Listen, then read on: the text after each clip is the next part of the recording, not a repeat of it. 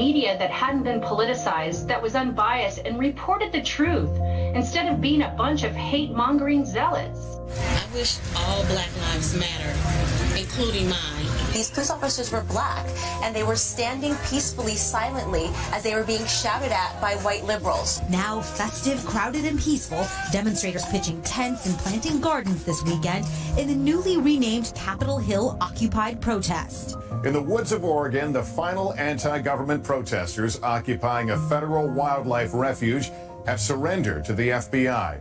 A 17-year-old called Kyle Rittenhouse has been charged with 2 counts of first-degree murder for shootings that took place in Kenosha, Wisconsin recently. I wish we could end bureaucratic bullying. I wish that federal agents bureaucrats and officials could be held accountable when they do things like withhold exculpatory evidence in your federal trial. I wish there was accountability for those that violate our due process, that have no regard for our civil rights. You've done this to me and everybody. Seem like I denounce white supremacy, okay? You did I 2 days denounce later. white supremacy. Not fair, sir. Representative Riley. Our elected officials should be condemning, not... I'm sorry, you're out of order. In a statement announcing the charges, the St. Louis Circuit Attorney said it is illegal to wave weapons in a threatening manner at those participating in nonviolent protests. I am not sad that a fascist died tonight. It's a global pandemic. Do the news. I'm begging you to do the news, Joseph. It's a global pandemic. I'm begging you. Andy. Please. Whenever you have a different idea from what you're learning and what you're being taught is right and what is correct, I think that's whenever it's kind of like a mob mentality that these people have. There's a lot of professors where it's actually advised, like, if you're conservative, do not take this professor. Like, you will either bite your tongue and write a bunch of stuff you don't believe in or fail the class. The first day of their sociology course, the professor came in and said, if you're an effing conservative, you're not going to like me and you should probably drop the class now. I wish there was more accountability with regards to the justice system, due process. I've been abused, and I know of others that have been abused. I'm really afraid as a country we're starting to cheapen real hatred. We're starting to cheapen real racism. That really bothers me. And you know who wants that? The extremists want that. Nobody wants to come forward. They're getting threatened. Their lives are getting ruined. I can't even get an actual job anymore. I've been black in America my whole life, all 30 years, and I can tell you that you guys have done the exact same thing every 4 years ahead of an election cycle, and it needs to stop. I wish that one day we will overturn Roe versus Wade. I wish that everyone could get along and be mature, responsible adults and work together regardless of their political views or opinions. I wish people would ask the question, why? If people were to ask why more, they'd receive a better understanding of the convictions that people hold.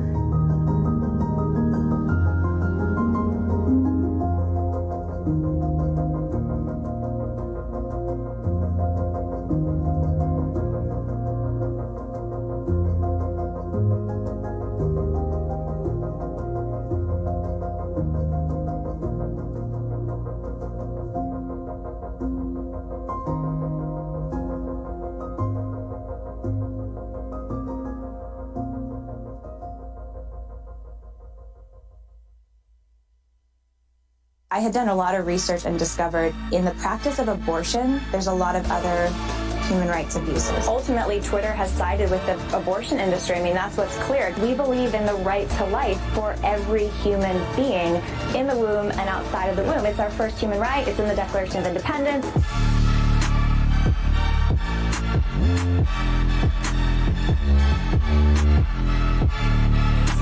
Summit 2020.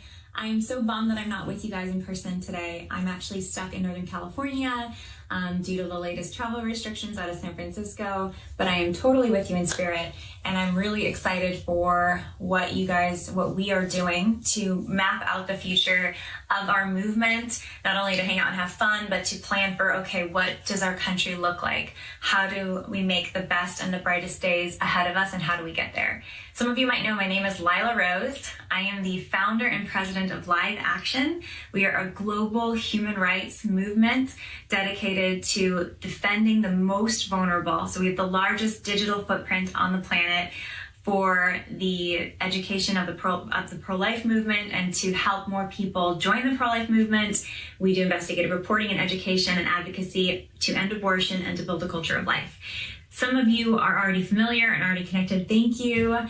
We are in this together, and I am extremely excited for where we can take this movement if we are willing to stand strong on the foundations that we share. And that's what I want to talk to you about, the foundations that we share and how crucial those foundations are. Because I think that we can get together, politics can be very tribal. We can get together, we like each other, we form alliances, we fight for certain things. But if we are not united on what we are fighting for, and that unity ultimately is because we share core foundational pieces, then we're not going to achieve the goals that we fight for. So we have to start with first things. We have to be aligned on these key fundamentals. And so for me, when I started my organization, I was a high school student. I started to grow it and expand it in college, doing investigative reporting. I started a student magazine. When I started my work, it wasn't because I was like, what cause can I get involved with today? This sounds interesting and kind of fun.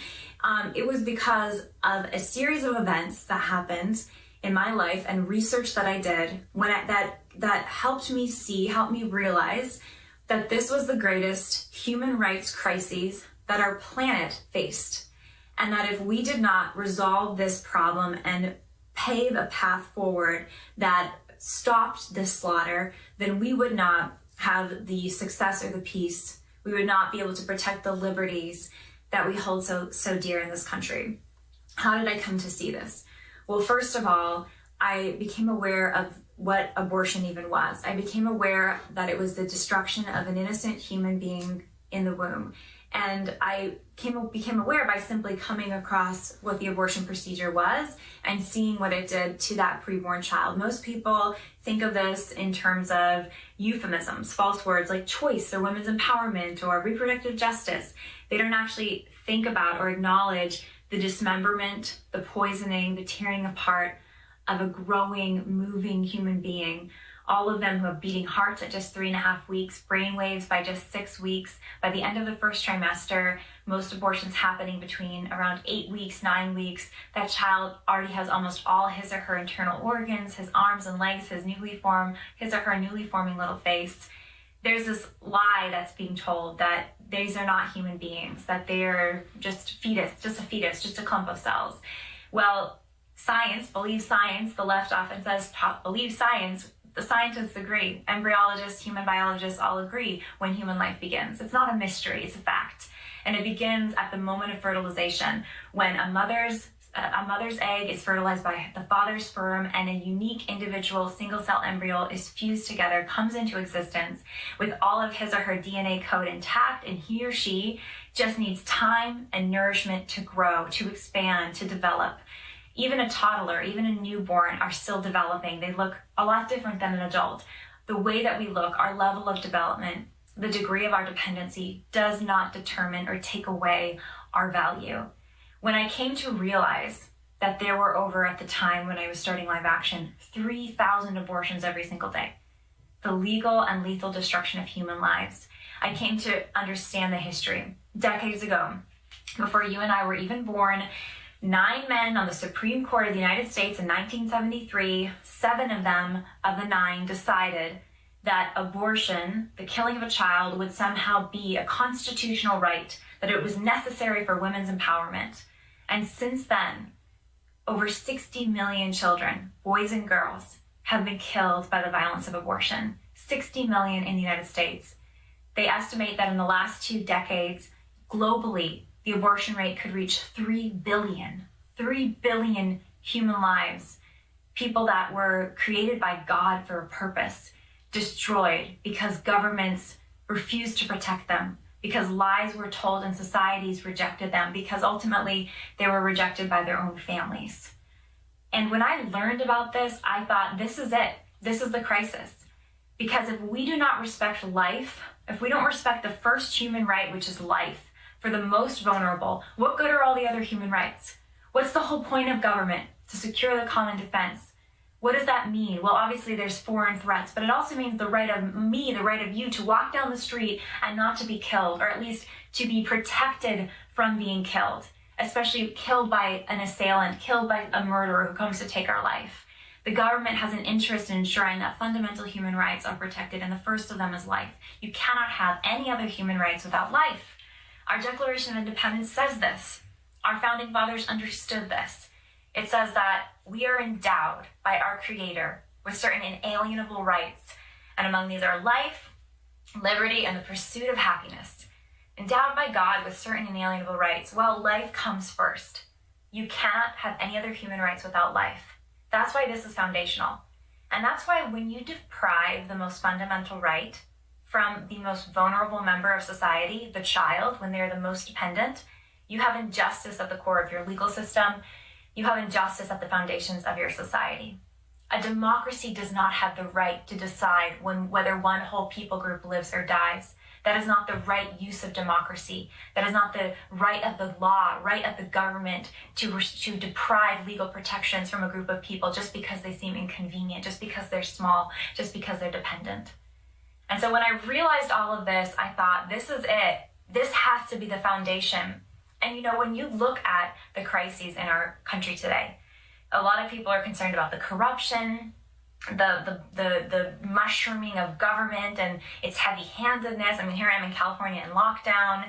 When you look at the lies that are being told, when you look at the wastefulness and all of the problems in our political system, all of them are predated by the fact that we do not even allow the most vulnerable their basic human rights. And we haven't allowed those rights for decades. And that literally there is blood flowing underneath our streets, in our sewage systems, from abortion facilities, where children are literally thrown out as medical waste.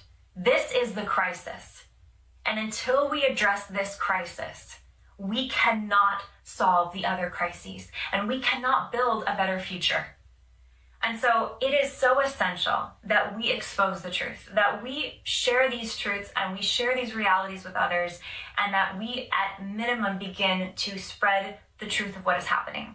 Because the lies about the human person, lies about abortion being necessary, so many lies that are being told over decades.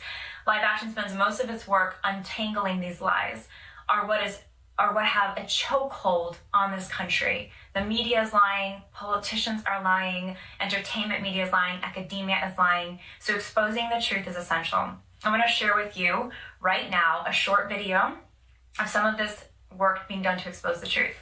I think it's so important that we're educated. I think it's so important that we understand what this abortion industry is in America. The abortion industry is $1 billion industry. It is led by Planned Parenthood, which is the biggest abortion chain. So they kill every single day over 900 boys and girls, children, up through 24 weeks. So that's old enough to be born alive, old enough to survive birth, and they're literally dismembering those children.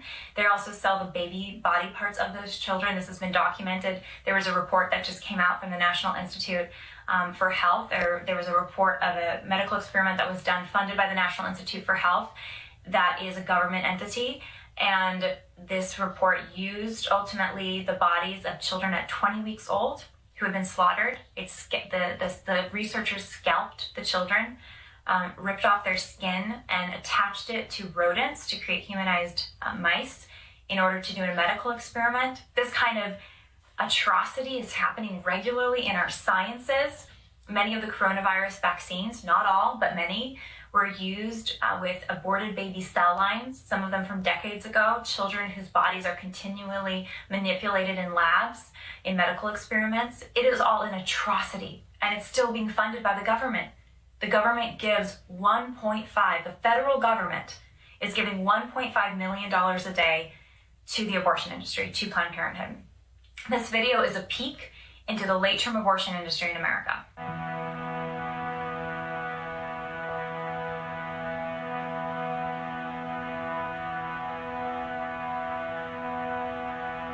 At this point, does it have like all of its organs and all of that stuff? Or is it already fully It's not fully developed.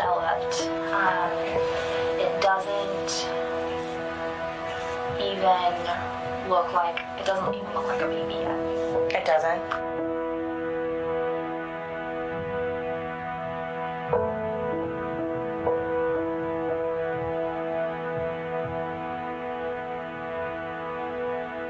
It has parts, like we all have parts, but it's not done.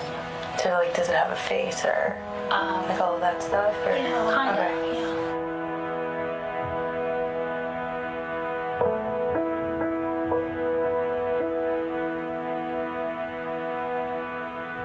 So it's almost like we're guaranteed it's like, we're okay. It's a, you know, we induce a demise, an injury or a demise. What does demise mean? Death. Okay. We use a combination of suction and then real instruments to literally go in and grab and pull pieces out. Okay. Okay. Maybe that's a little more graphic than I usually describe it.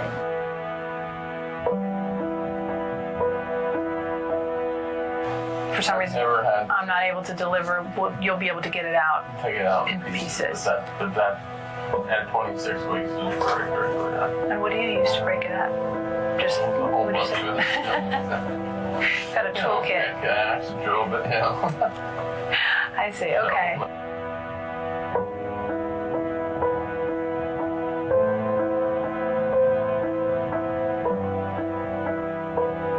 Does it ever move or anything when it comes out? Or? That's why I try and sever the umbilical cord first, and we wait for that to stop pulsing, and that's why the fetus is expired first, so it doesn't. Has it ever survived? After when it comes out? Not here, no. Usually at this point in the year, it's too early to survive usually. Okay. It will expire shortly after birth. But if it did, what would happen? Technically, legally we would be obligated to help it, to survive. But, it probably wouldn't. But would you make sure that it doesn't that's survive? what you do. Obviously, you're here for a certain procedure. And if your pregnancy were, let's say you went into labor, the membrane's ruptured, and you delivered before we got to the termination part of the procedure here, then we would do things, we would not help it. Okay. Let's say.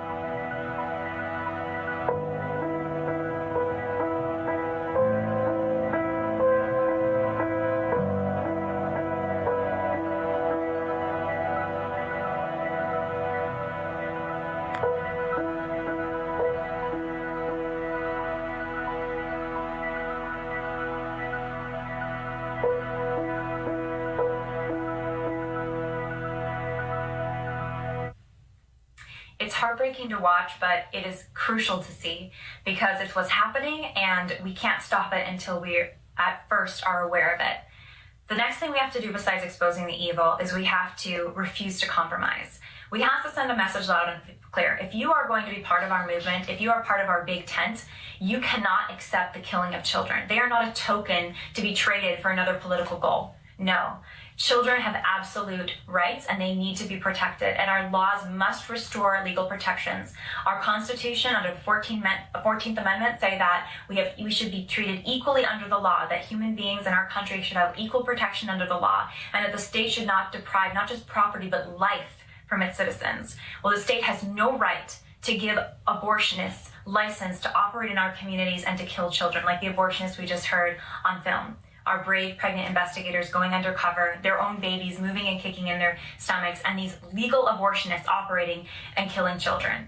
So we have to refuse to compromise, demand more of our politicians. It's not enough to give lip service to this cause.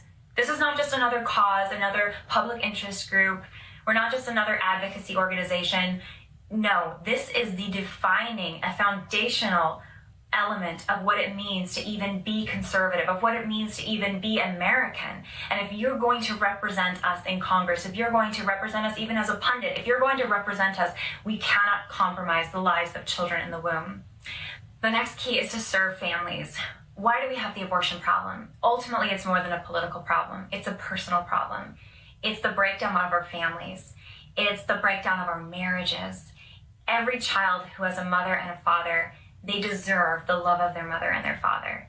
But today, many mothers and fathers reject their children because they say, we weren't ready. We weren't ready for this child, so therefore we can reject him or her.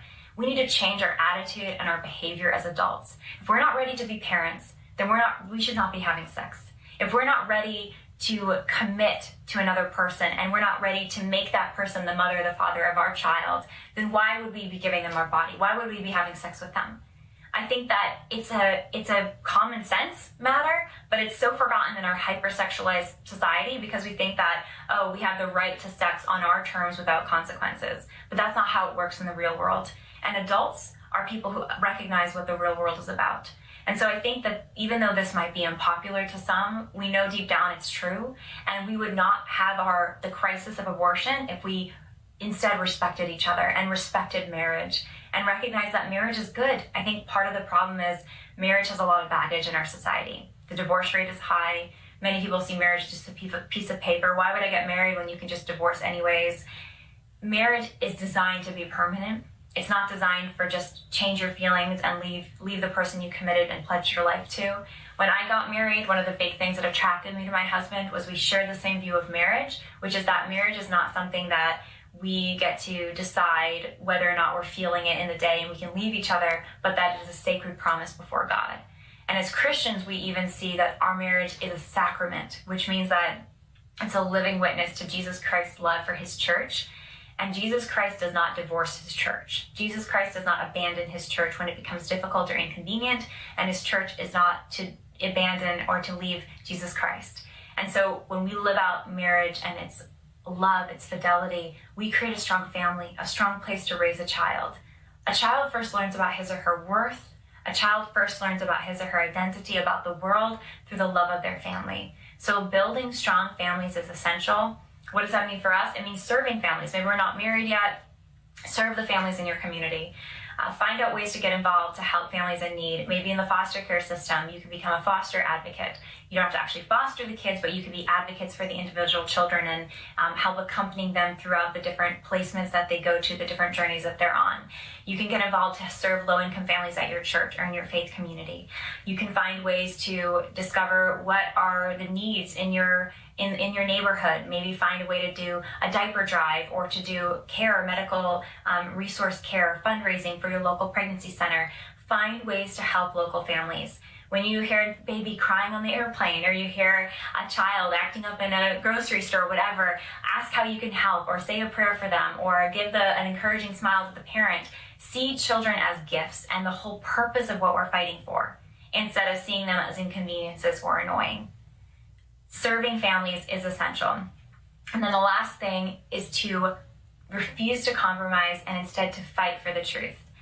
The truth today is increasingly difficult to find in layers and layers of agendas and ideologies and lies that are being told and tribalism, but instead to refuse to just go with whatever the line is and to do the deeper research.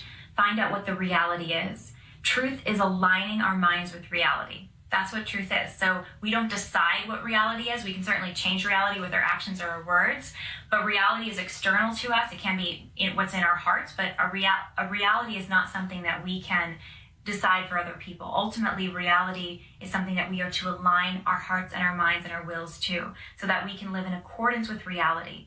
Living a lie is when we don't see life for what it is. We don't see truth for what it is. Instead, we should be dogged in our commitment and our commitment to and our pursuit of the truth. If we can do that, and if we can build our movement on that, and the future of our politics, our families on the truth of the human dignity, the truth of the threats to that dignity and what we are fighting for, we can build a stronger future. We can build a better America if we're willing to fight for the truth. Thank you all so much for fighting. Thank you for standing strong, and I hope to be in person with you next time. God bless you all.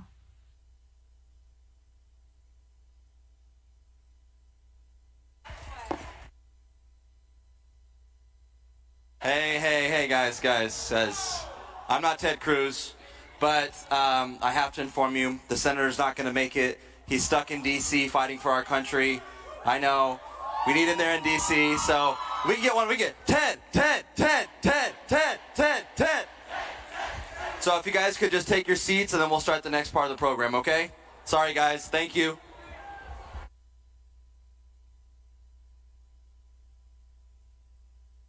Is TP USA Live. Last year, we soft launched the TP USA Live feed in preparation for the full launch of TP USA Live. 3 full hours of live content broadcast Monday through Friday. The 3-hour block will include brand new TP USA daily shows in addition to the ones you already know and love. Our contributor team will be going live right here every day from TP USA headquarters, where they'll give you their unfiltered opinions on all things happening within our culture and across the conservative movement. TP USA Live will feature dozens of new faces and introduce the movement to them in exciting new ways. Charlie Kirk, Benny Johnson, Jordan Rachel, Rob Smith, Alex Clark, Isabel Brown, Graham Allen, Morgan Zegers, Stephen Davis, Aaron Elmore, Kendall Jones, and many special guests. You'll be able to watch live every day, Monday through Friday, across all of Turning Point USA's social media channels and on tpusa.com. It's the first of its kind, dedicated to the grassroots, unfiltered live content every Monday through Friday, launching February.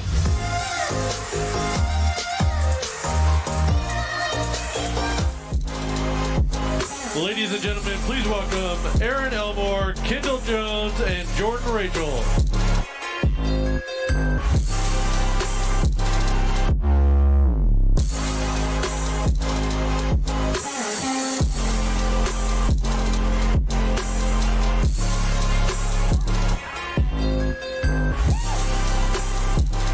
Okay.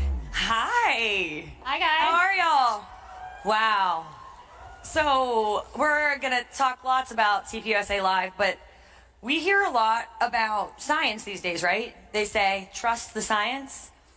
Well, I'm looking around this room, and 2 studies came out recently. They were in medical journals, so that's scientific.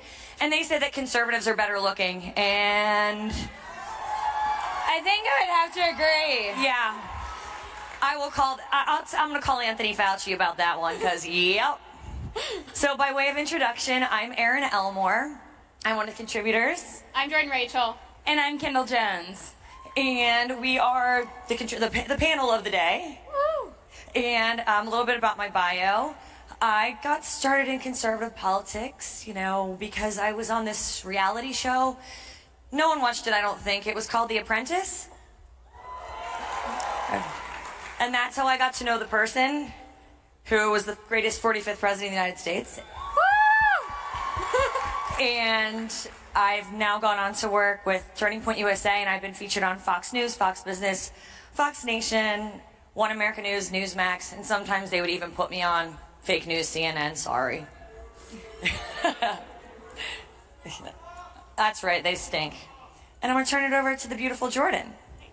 So I'm Jordan Rachel. I'm a Turning Point USA contributor. I'm a commentator, I'm an actress, I'm a producer, and I am a real estate agent in the state of California. I got involved in politics around the 2016 election. I saw what the media was doing and wanted to use my platform to basically tell everyone about it. So it's worked out for me. I'm Kendall Jones. I am from the great state of Texas. Are any of y'all from Texas? Some of y'all might recognize me. I was blasted all over the news in 2014 for being a big game hunter. I now have a platform where I am trying to educate people on what hunting actually is and spread awareness about conservation. And my main goal is to get women and kids in the outdoors. I think it has been lost with some generations coming up, so I want to spread awareness and get everyone into the outdoors because I might be a little biased, but I think it's the greatest thing ever. Woo! And you spoke a little bit about your platform, and I know you guys are both such young, powerful women with great platforms. How are you going to use your platform on TPUSA Live? So I think that I don't really have a niche, so to speak. Kendall talks about hunting. Morgan, who should be here, we wish she was here, but she's not. She talks about socialism. She's an expert. I would say I talk about a wide variety of topics, and so I'm excited to bring that to Turning Point, the live show, and you guys will be able to see all of our personalities really organically, and it's unscripted, so lots of funny stuff should come out, and yeah. Yeah, so I'm excited to bring education, like I said, on hunting and just educate some of you guys that might not be familiar with it, that maybe even might not agree with it, but just want to learn more about it, and talk about conservation on there, and as well as the Second Amendment. Or there anyone that likes the Second Amendment?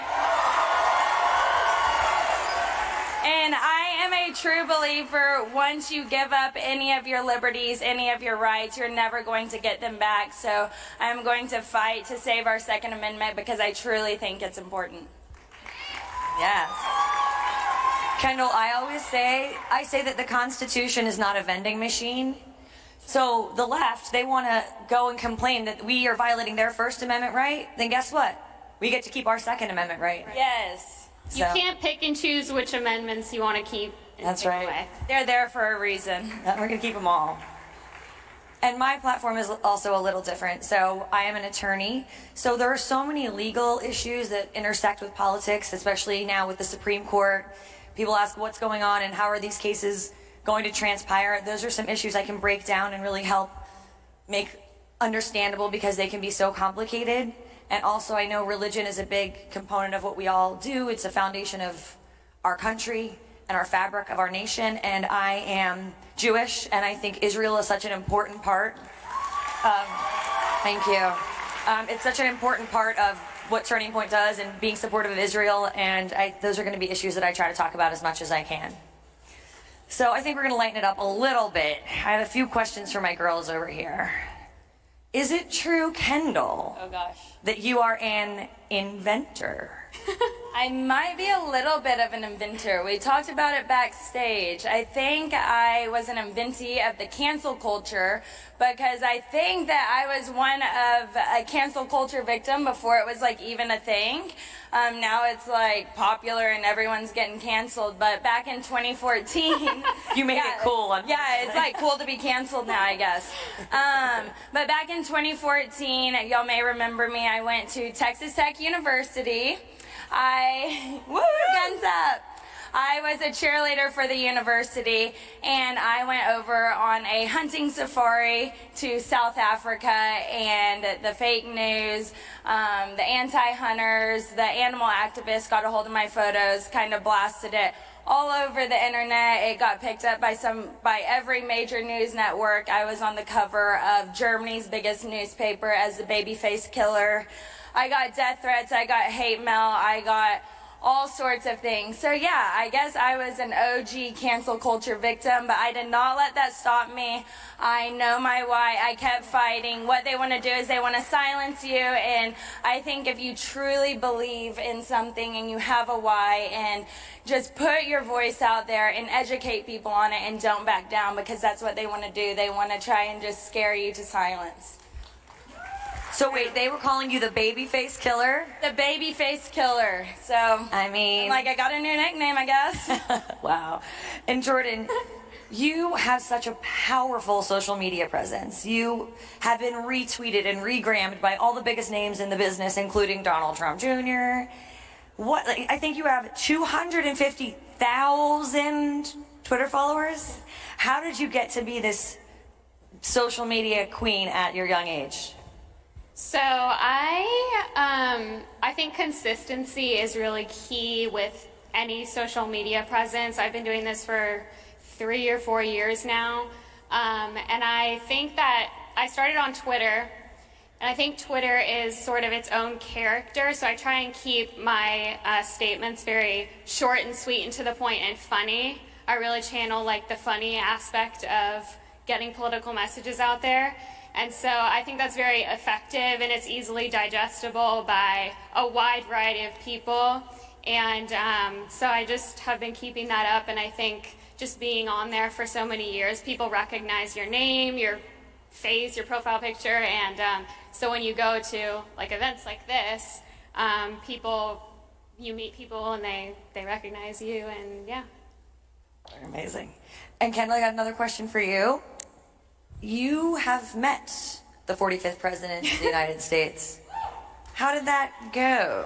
Oh my gosh, it was amazing. I met him in 2018 at the NRA convention. That's actually where I met Charlie Kirk as well, and how I got involved with Turning Point USA. So I spoke at the Hunters Leadership Forum there, and it was one of the first times I ever spoke in front of a big audience and in front of some of the biggest names. Like the first time I'm speaking, I had Donald Trump Jr. and Charlie Kirk sitting right in front of the podium at the first table staring at me. So talk about nervous. I was like, oh my gosh. And Don Jr. is a big hunter as well. So afterwards we caught up, and he was like, hey, do you want to go meet my dad tomorrow? I'm like, the president, you mean? Like the president of the United States. You're asking me if I want to go meet him? Yeah, I want to go meet him. And I was with my mom, and if any of y'all follow me on social media, you know me and my mom are actually like twins. Twins. And I'm like so nervous. What do you say to the president whenever you meet him? I'm just like starstruck. And I walk up to him, and it's me and my mom, and I'm wearing a skirt and just a little blouse. And he was like, wow, you have really good jeans. And since me and my mom look alike, but I'm like, wait, I'm wearing a skirt. I'm not wearing jeans. But I didn't say that, but I definitely thought You thought it for a minute. I definitely thought it, but he is an amazing man doing amazing things. He's super friendly, and I'm just proud that he's our president. I agree with you. You know, when I was on The Apprentice, people always ask me, what is he like in person? What is he like in person? I say exactly the same. He's a dad. I feel like he's a dad. Like, I feel comfort. And a granddad. But he's only just funnier in person, right? So he's everything you see, just even funnier in person, right? Yes.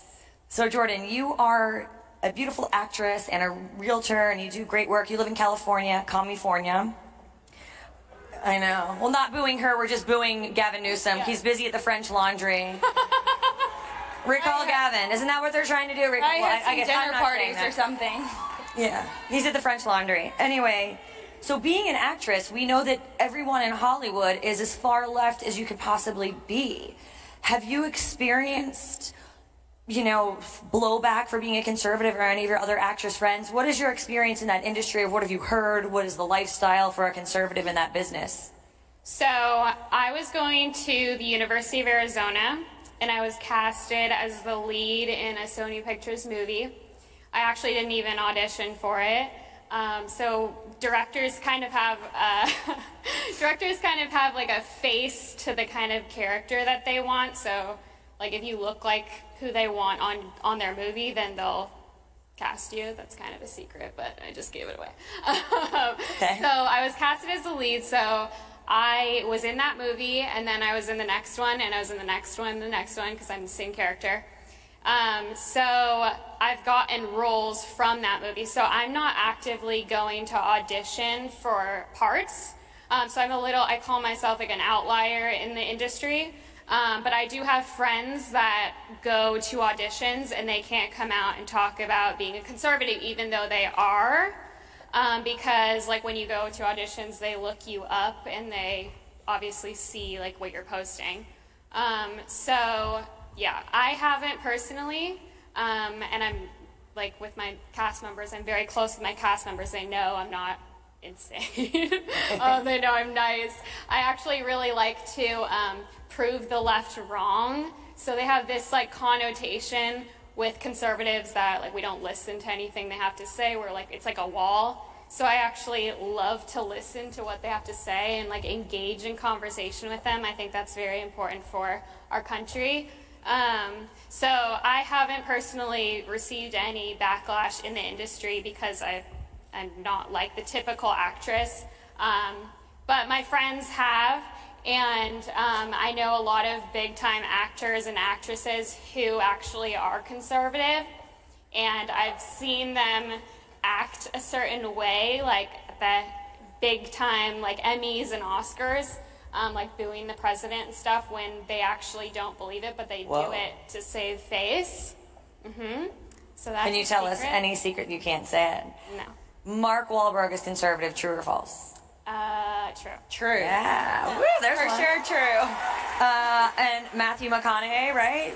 I think, we think. He lives in liberal Austin. I'm not exactly Not sure. Well, we don't need the actors other than Jordan anyway. Chris Pratt. Someone yelled Chris Pratt. Yeah, that's good. We'll take him. I think that a lot of them, I mean, I'm not in that world. I'm not in that world at all. I'm normally like in the woods in camo. This is like not my normal. Same. Yeah, Jordan, same. But I have actually seen a lot of actors and actresses actually speaking out now, and it's been amazing. I'm like, wow, like y'all are actually growing some and coming out and talking about it. Right. It's true. So Kendall, I'm gonna ask you, you know, for you guys that are following the contributors and know the Turning Point family that you're a part of, can you give some behind the scenes? What are we like? What's going on? What does everyone do behind the scenes? Yeah, so, I mean, actually, we're all really great friends, like, aside from Turning Point. I've met some amazing friends through Turning Point USA. I've met some lifelong friends we keep up throughout the year. I mean, this past year has probably been the hardest struggle because we haven't been able to see each other at these conferences, and we literally live all across the United States. So my biggest thing for y'all is definitely network, talk, hang out, exchange social medias and numbers, and stay connected, because I think it's truly important that we do build this army of friends and family through Turning Point, and just invite people along and get them involved, and just really be open to educating people, and don't be hard. And I know I have friends that are on the left, and like Jordan said, just listen to them and just try to engage with them and educate them. Don't attack them. That's like the easiest thing to do, is go and attack people and just, you get down on their level. Don't do that. Just be open to being friends with people that are on the other side and educate them, and then I think it will truly open their eyes. Or if you don't want to be friends with them, just be classy and rise above and pretend like you're listening to them. Smile and wave, boys. Smile and nod. Smile and nod. Jordan, with all of your social media expertise, you have dealt with haters. I'm going to ask you both this, but you first. What do you do when you receive those nasty texts or tweets or DMs or comments? What is the best approach? So for me, I think I received a lot of hate messages when I was first casted in the movie. So I dealt with it early on, not in politics, but I did realize that whatever you do, you're going to get hate for. So in politics, just remember like what you're fighting for and how important it is. And I think that overpowers any hate message. Honestly, it doesn't bug me at all anymore. So thick skin. Yeah. Yes, that's very important. That's an important message. Get some thick skin. Kendall can elaborate. Get some thick skin for sure.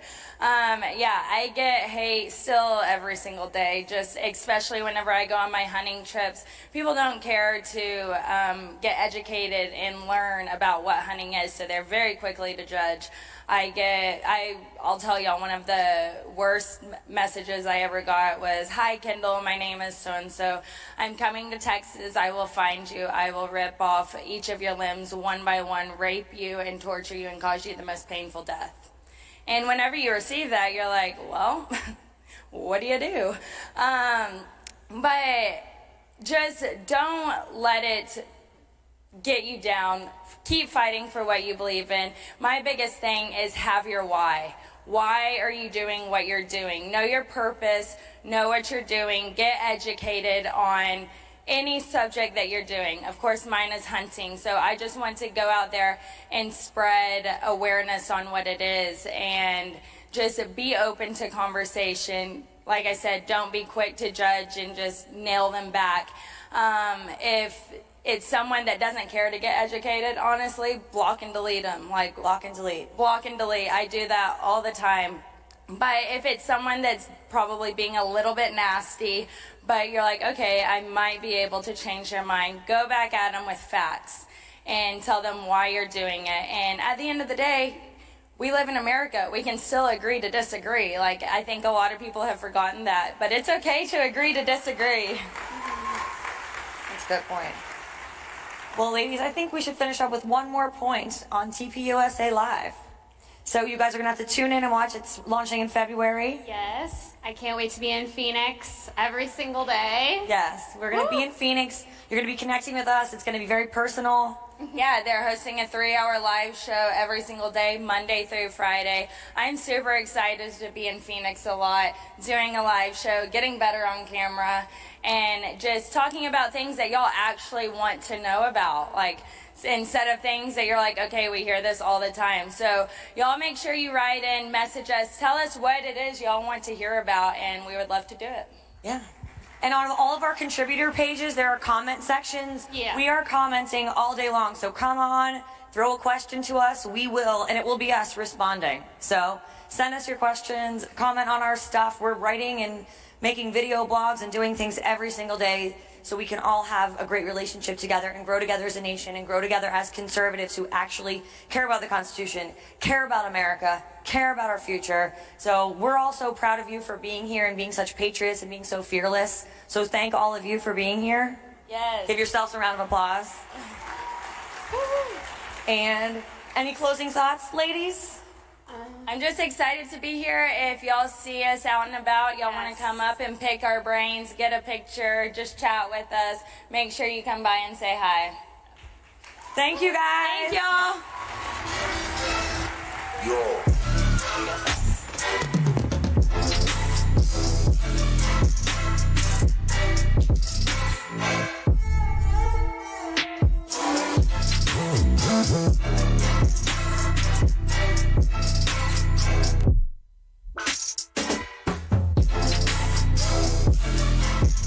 The host of Politics, the first ever daily show that Turning Point USA ever created, and I target young women with pop culture from a conservative perspective.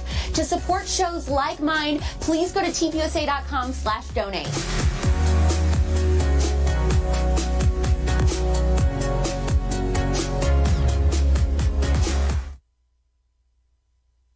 I want to see him tweet. I want him to continue to tweet. I want him to tweet more. I give him this right to his face. Continue to do it, sir. I want to know what the leader of the free world is doing. And it should be noted that I aggressively attempt to book left-leaning elected officials and lawmakers every single week.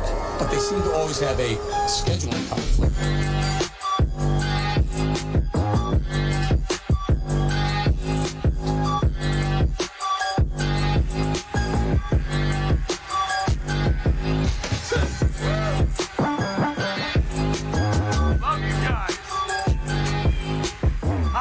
Doing? TPUSA. You know, we do this every year. This is my 4th year. We always started with the USA chant. Got to get me hyped up. Can we hear it? You. Over there too. What an amazing crowd. Thank you so much. I just want to let you know something. I love every one of you. You guys are awesome. You're the future of the party. You're the future of the country right here in this one room. You mean so much to this country. You mean so much to me. Very quickly, my background, a couple of years at NBC was rough. Conservative NBC. I spent 11 and a half years at Fox News, and now I do a show that airs across the country on Sinclair. It's a conglomeration. We own 191 TV stations around the country. So whether it's Texas, California, right here in Florida, the WPEC, Channel 12, it's a CBS station here. We own ABC, NBC, CBS, Fox, Univision, so you can check my show out. Enough about me. Let's talk about this. I'm going to say something that's going to bother you. Donald Trump will be the last Republican president in our lifetimes. No, it's not a clap. It's sad. Here's what's happening, guys. Here's exactly what's going down. The left in America, they say they're diverse. They say they're about the future of the country. They say they're about young people. They say they're about diversity, the Big Tent. But what did they do? They nominated a now 78-year-old white guy with a history of racist comments and a history of being a little bit too touchy-feely. But they stayed together. Meanwhile, on the right, we got the Trump wing of the party, which I proudly say I'm part of that part of that group. I am Make America Great Again, Keep America Great. Donald Trump is a friend of mine. I've known him for almost 20 years. He's the greatest president we've ever had, but he is going to be the last Republican president we have. Now, if we're lucky, we may get 4 more years, or we may get 4 more years in 2024 to 28. We may get that, but he will be the last one. The right is divided. The right is split between old school establishment, crotchety old swamp creatures in D.C. Yeah, exactly. Karl Rove is the architect. He put together the George Bush 43 presidency. Okay, I'm not a fan either. Karl Rove called President Trump borderline crybaby this week. Karl Rove has been crying for 4 years that Donald Trump beat Jeb Bush in 2016. I almost said something I wasn't supposed to say. Then you have the Ben Sasses of the world. You have Mitt Romney, 2 senators. Ben Sass, Mitt Romney, what was the guy from Arizona? Flake. So here's what you have. You have on the right, you have the Trump wing of the Republican Party. I'm guessing this is Trump. Anybody Trump? Old school establishment swamp creatures? Right, okay. So on the right, you have Trump wing of the party, which I believe is the future of the party. And it may not be president, but that you guys are really, really important, and the Trump wing of the party will be in play forever. Watch how. Anyway, so you have the Trump wing, you have the old school wing. So now right now the country's divided about down the middle. Maybe even more people will vote for Democrats, but at least it's about down the middle. On the right, though, you're bifurcating. You're split. You're splitting the right vote between the pro-Trump people and the old school establishment. Gets worse. The media. Guess where the media is? The media should be the referee. They should say, call balls and strikes. Here's the strike zone. If the ball comes in here, it's a strike. If it's out here, it's a ball. Problem is, the media doesn't deliver information anymore.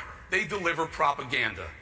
ABC, NBC, CBS, MSNBC, CNN, and guess what?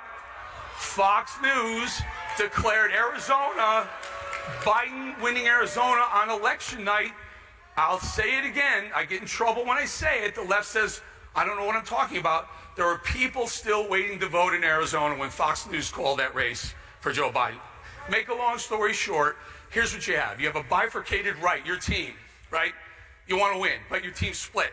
Some people think we should be running the ball. Some people think we should be passing the ball. They split. They won't support the nominee. On the left, Joe Biden shouldn't have been the nominee for Democrats. He doesn't represent anything that the Democrat Party is about. The progressive wing of the party can't stand him. He's old. He's white. He's whatever. And then the media says, Biden won, and if you disagree, you're threatening democracy. So you got the home team with a home field advantage, and you got the referees on. You can't win, folks. You can't win the presidency. But you can win the Senate, and you can win the House, and you can stop the progressive agenda that way. And we really, really need to do that. Because here's the way it works. Nationally, we can't do it anymore.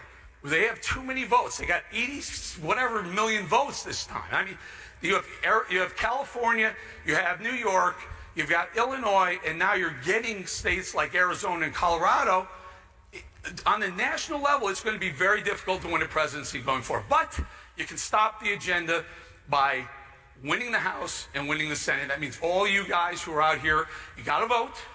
You got to get out there and vote, and you have to get involved. Talk to your friends. Say, look, you don't want a Democrat president, House, and Senate because they can do whatever the heck they want. So, make a long story short, that's the way it's got to go. Unfortunately, barring a miracle, I think Donald Trump will be the last Republican president in America. We'll talk a little bit about political hypocrisy for a second. 2020, COVID. COVID allowed Democrats to do a power grab of all our rights, of all our liberties. They tell us where we can eat. They tell us when we can eat. They tell us when we have to stay home. They tell us whether or not we can have Christmas or not, or Thanksgiving or not. And we all kind of go, okay, I don't want to get COVID, so I agree. I'm not saying you should or shouldn't. I wear a mask. I've worn a mask on airplanes for 2 years, way before COVID ever came to the United States. I believe in being healthy and safe. My point is, I don't believe in someone else telling me what I should do. I do it because I want to do it, right? I want my personal freedom and liberty to wear a mask or not wear a mask. Let me decide what's safe and what's not. But what they did was they used COVID and they made it a power grab, so they can tell you what to do, when to do it. And by the way, stay home from work. When was the last time they stayed home from work and didn't get a paycheck? They just stay home, keep collecting a paycheck. But we all have to stay home from work. We have to shut our businesses down. We're not allowed to hire people. We're not allowed to put people in our restaurants, in our small businesses. But they're fine doing it themselves. Political hypocrisy. Nancy Pelosi says in California, how many California people? Nancy Pelosi says Hair salons have to shut down, and then she sneaks in the back door of a closed hair salon and gets her hair did. Hypocrisy. Gavin Newsom, your wonderful governor. Gavin Newsom, we've heard it already today, French Laundry. You know what French Laundry is? It's a very expensive, fine restaurant in mid to Northern California. Gavin Newsom says, don't travel. Don't hang out with people who aren't in your immediate family. As he's about to close all the restaurants in the whole state, he travels to just outside of San Francisco, people who aren't in his family. He eats inside. I don't care what you say, that was an inside restaurant. He says it was outside.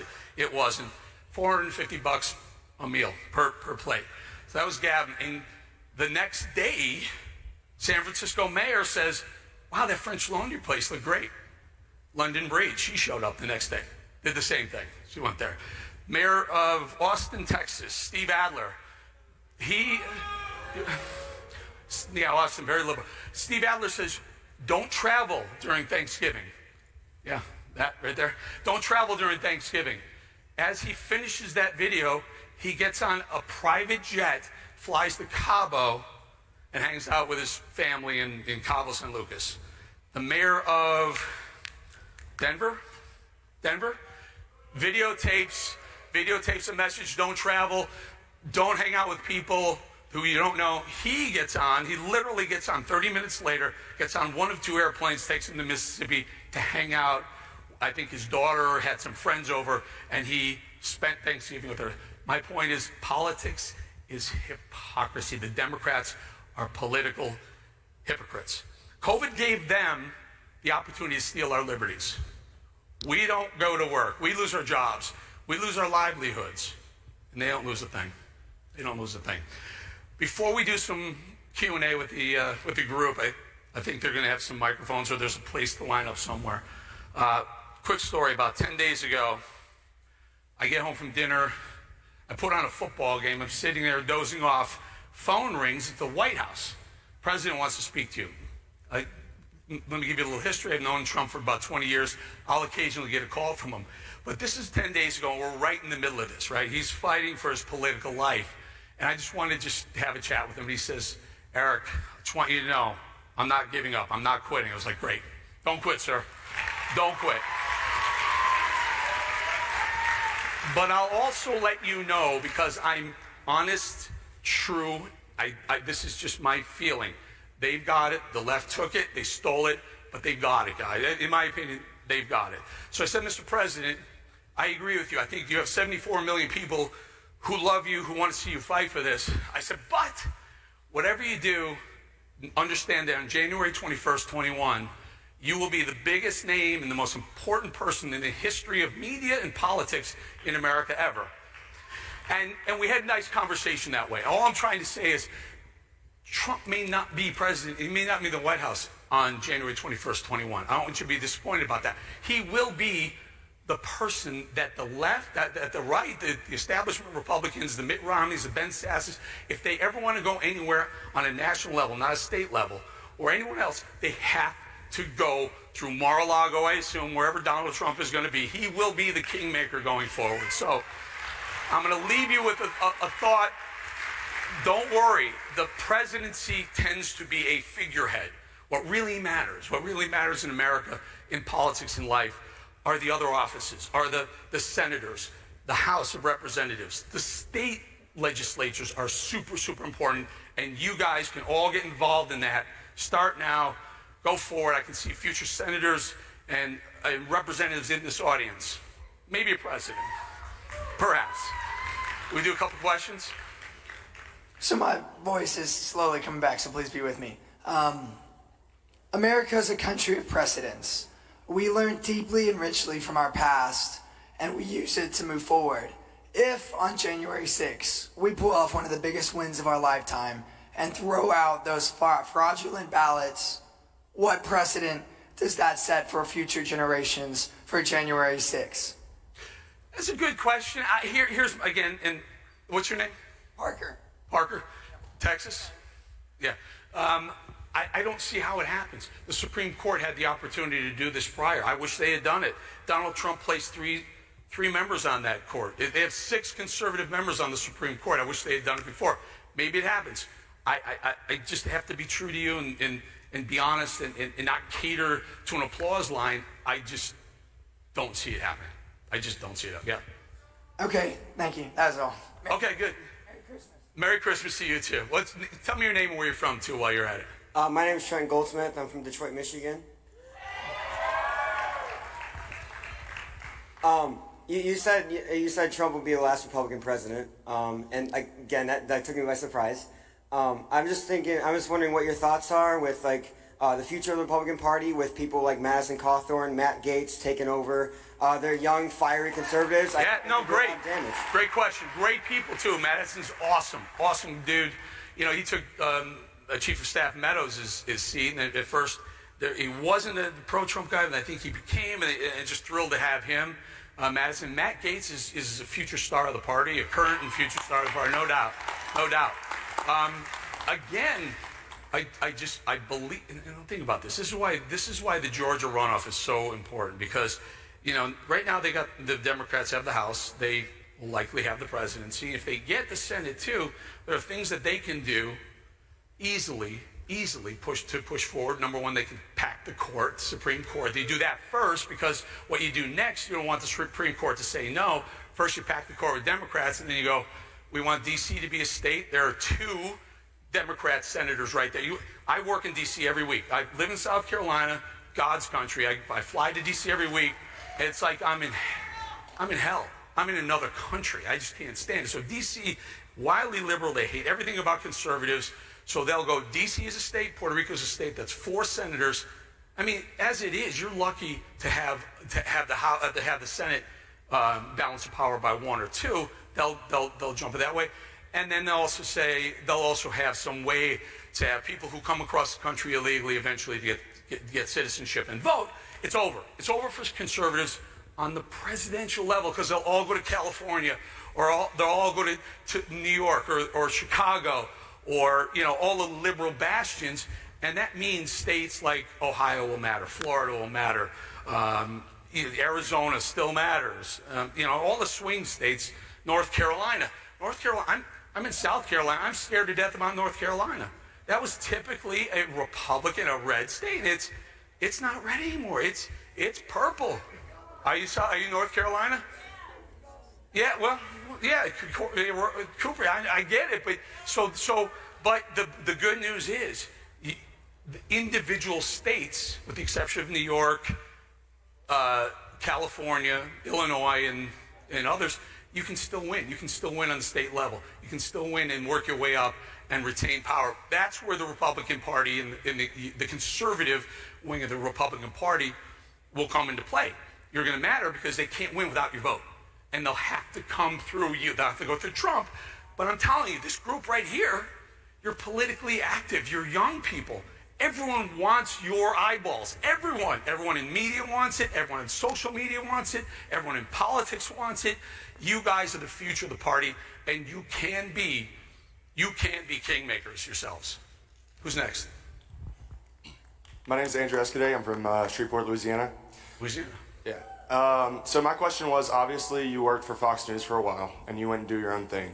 A lot of people don't realize this, but Fox News is getting more and more liberal, and it's disgusting. The father of the Murdoch family died, and his son took over, and his son's far left. Not to mention George Soros has his hand in the cookie jar, and it needs to be stopped. My question to you is, why aren't people like Tucker Carlson, Jesse Waters, Brian Kilmeade, Sean Hannity, why aren't they leaving Fox News and joining networks like Newsmax or OANN? If you didn't hear, the question was Fox News. What's your name? Andrew from Louisiana believes Fox News is becoming more liberal. Why aren't people like Tucker, Sean, Jesse, or why aren't they moving to Newsmax and OAN? Sean's one of my best friends. I spoke to Sean Hannity 2 days ago for an hour about the political landscape, about the media landscape. they make a ton of money doing what they do. I mean, let's be honest. Let's just be really honest. Sean Hannity doesn't need any more money. The guy's been doing it for 25, 30 years. He makes, I don't know, 10, 50, whatever he makes on radio and on television. Tucker probably, they all make a lot of money. But more importantly, there's a lot of influence. Their shows are seen by 3, 4, 5 million people a night. They can say something, the media will pick it up. There's a lot of juice in that. It's very intoxicating. It's very, very important. It's hard to give that up. Yeah, for an ideology to go to Newsmax and OAN, I get it. So I could do it now because I left Fox News. I'm doing other things right now. I mean, I could do that because I wouldn't be giving up $15 million and 5 million people a night to go do that. They would be. It's a tall ask for people. They're beating Fox's numbers, though. Newsmax, you mean? Yeah, Newsmax beat, well, 1 hour of Newsmax beat Martha McCallum at 7 o'clock in demo, in the young people's demo. It's a process. I love what's going on. Here's what happened, guys. Let's be honest with you. I can talk about this. Donald Trump, on November 3rd, Fox declared Biden the winner in Arizona. MAGA world went ballistic. They said, I'm not watching Fox News anymore. They switched over. They looked, and they found Newsmax. Fox lost about 40% of their audience. 40%. That's a big number. I'm not making a comment on that.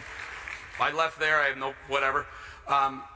That's more than they thought they would ever lose, making that call. That call had to be pre-planned. They couldn't have done that on the fly at the last second because it was too monumental. And I think they're really, I have friends still there who say they're very, very nervous about it. They're sucking wind on it, and they don't know how to turn it around. So, and by the way, what a great opportunity, what a golden egg from a golden goose falling into the lap of Newsmax and OAN. It's fantastic. You guys should all be watching those networks. Hello, sir. My name is Alex Mizak, and I'm from Sarasota. Alex? Yes. Minnesota? No, Sarasota. Florida. Sarasota. Yeah, I'll take my mask off. Thank you. All right. All right, so I have a lot of friends who I would consider moderate, and I understand that they could become great,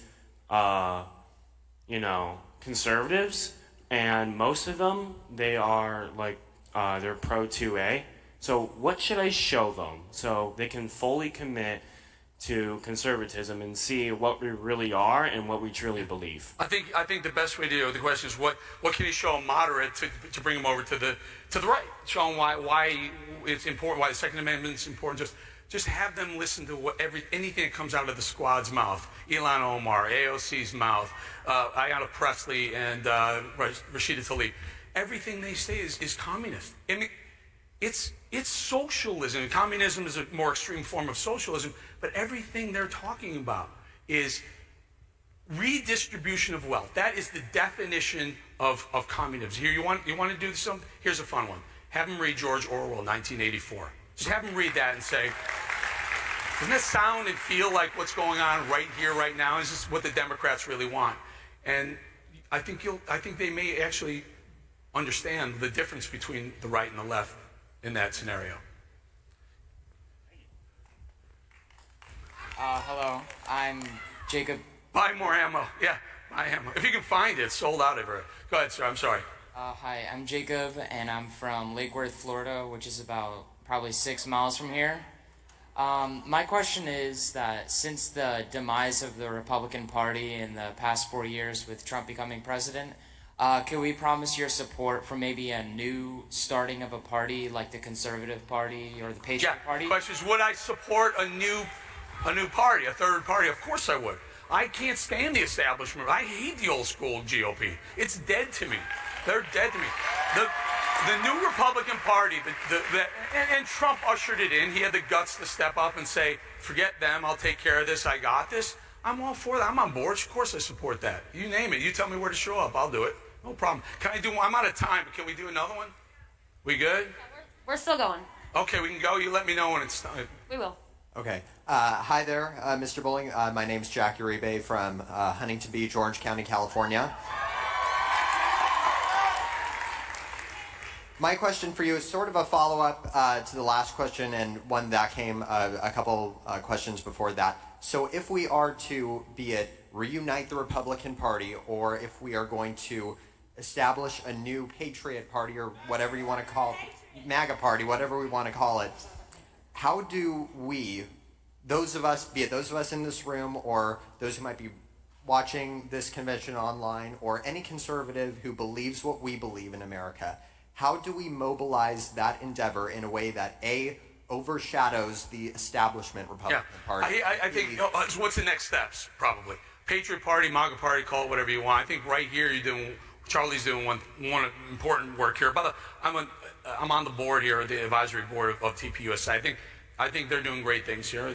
They're mobilizing young people, and you're really seeing a change. It's a long process. I mean, it's a two-party system in this country, and they've made sure that it's been like that for a long time. They make it very, very difficult to change that, but just keep doing what you're doing. Stay on social media. Keep talking about it. Talk to your friends. Hit it up. You may think you tweet something or post something and it doesn't really matter because you only get 2 or 3 or 5 retweets or whatever. Keep doing it. Just keep doing it. Yeah. Sorry, I just want to ask a follow-up to that. How do we spread the message in a way that, overrides or swamps or, whatever you want to call it, overshadows the power of the corrupt media and big tech media? That's a big problem. Media is corrupt. It will stay corrupt. It's biased. Harvard did a study. 92% of the stories they put out in the first 100 days of Trump's presidency were negative.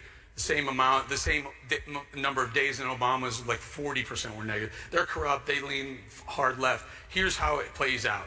Donald Trump, when he leaves office, whenever that is, goes from king to kingmaker, and they'll see the power of having that veto vote on anyone that wants to run on the right. And eventually, they're going to have to embrace you. They're going to have to embrace us and say, we'll never win again without you. And they have to make amends. They have to start changing their ways. They have to get back to the Constitution. They have to get back to fiscal conservatism. They have to embrace conservative values again. They don't. They're all politicians in D.C. and all they want to do is get reelected. They get elected the day after the election, whether it's 2 years in the House or 6 years in the Senate or 4 or whatever it is as a governor. The day they're elected, they're already raising money for the next election, which means they don't really care about what's happening in the country. They care about getting elected again. They care about getting their paycheck in their pocket again. Yeah, another. This will be the last question. Last one? Okay. Hi, I'm Sam from Jacksonville, Florida. And first of all, I wanted to say that I've watched you on The Five, you with Jesse and Greg, my entire life pretty much. And thank you for everything that you said and done. But you said that you think Trump could easily be the last Republican president. That would make it harder for conservatives like us to make a change in our country. How do you think the best way for us, whether it's like grassroots-wise or governmental-wise, to change that? I believe in, again, I said barring a miracle. I said first it was in the last, barring a miracle.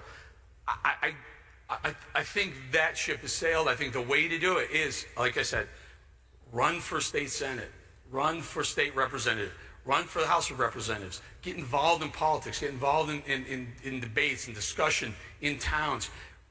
This group here will be the dissenting vote to the right, to the old school Republicans. They will have to come to us and say, we need your help. And then we turn and we say, you want our help? Here's what we want in return. We want the things that this group cares about. This is what this group right here cares about. So I think it's going to be a matter of time. It's not going to happen overnight. But they need to see how powerful this group is when Donald Trump is no longer president anymore, because they can't get anything through it without us.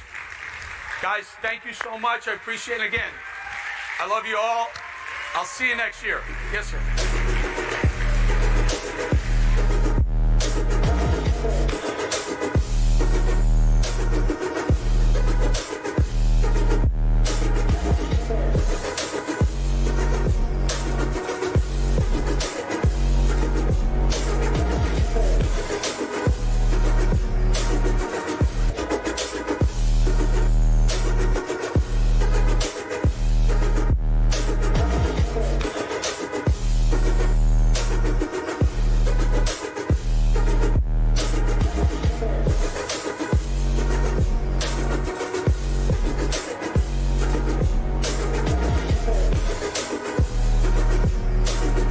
Ladies and gentlemen, please welcome to the stage Lauren Boebert, Mary Miller, Kat Kaepernick, Isabel Brown.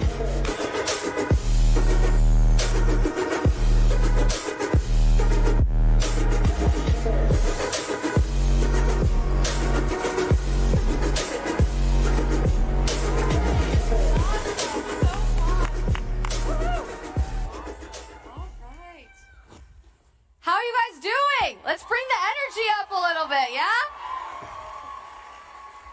All right, if you are a high school student, I want you to cheer as loud as you possibly can. Ready, go.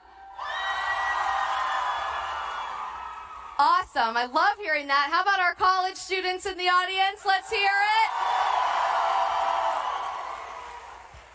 And sorry, young men, we got to hear it for our ladies in the audience because we're going to be talking about that. Well, we're so excited that all of you guys are here, and if this is your first time getting in today, again, we apologize about that. We're doing everything we can to connect with you as much as possible. If you don't know me, I'm Isabel Brown. I'm one of our Turning Point USA contributors, and it's my responsibility to represent all the work that you guys do on your high school and college campuses to the world and to the media. I absolutely love it. Today, we are going to be talking to 3 women who are really smashing this idea from the left that women have to be leftists, that they have to be pro-abortion, that they have to hate guns, that they have to hate freedom of speech. And instead, they're paving a new path for conservative voices in Congress. It is such an honor to be sitting here with these incredible women, and I would love to give all of you guys a chance to introduce yourself. Patriots! Hello! It is so great to be here with you guys.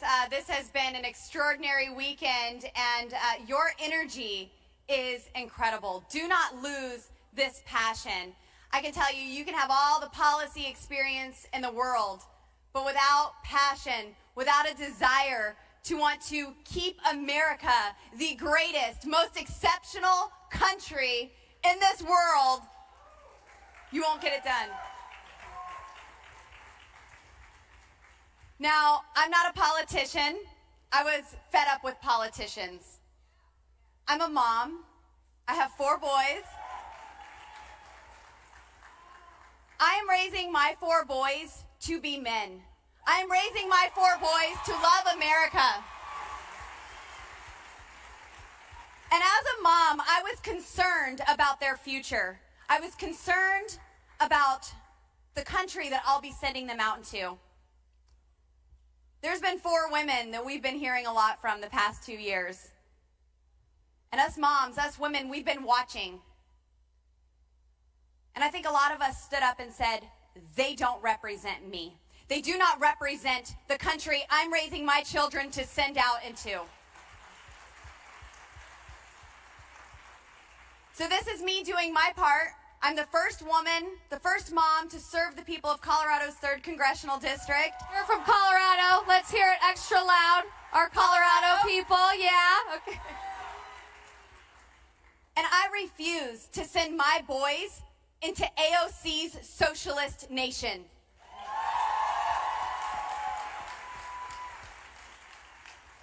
I'm a business owner. I own a restaurant in Rifle, Colorado. We named it Shooter's Grill because we're in the only city in America named after a gun. You can find a couple of guns in there too. I took on a 5-term incumbent, a 10-year congressman, because we were not being represented to the degree that the people of Colorado's 3rd District deserve to be represented. I wasn't supposed to run.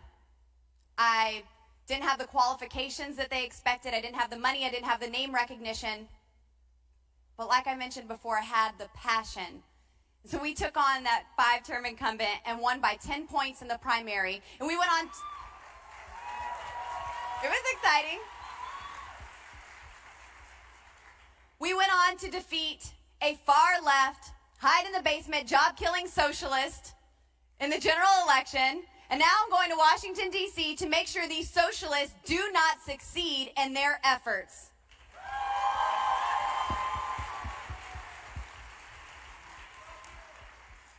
That's my girl Lauren right here from Colorado. Let's give her a round of applause. My name is Kat Kamak, and I am the representative-elect for Florida's 3rd Congressional District. I represent the Gator Nation.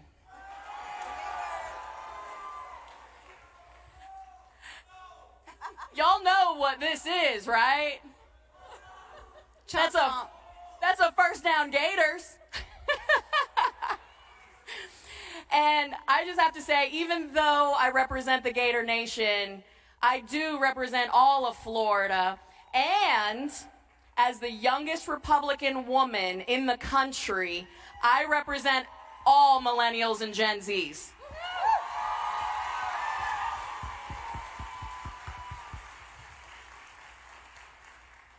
And my story, much like Lauren's, was that I was not ever planning on going into politics.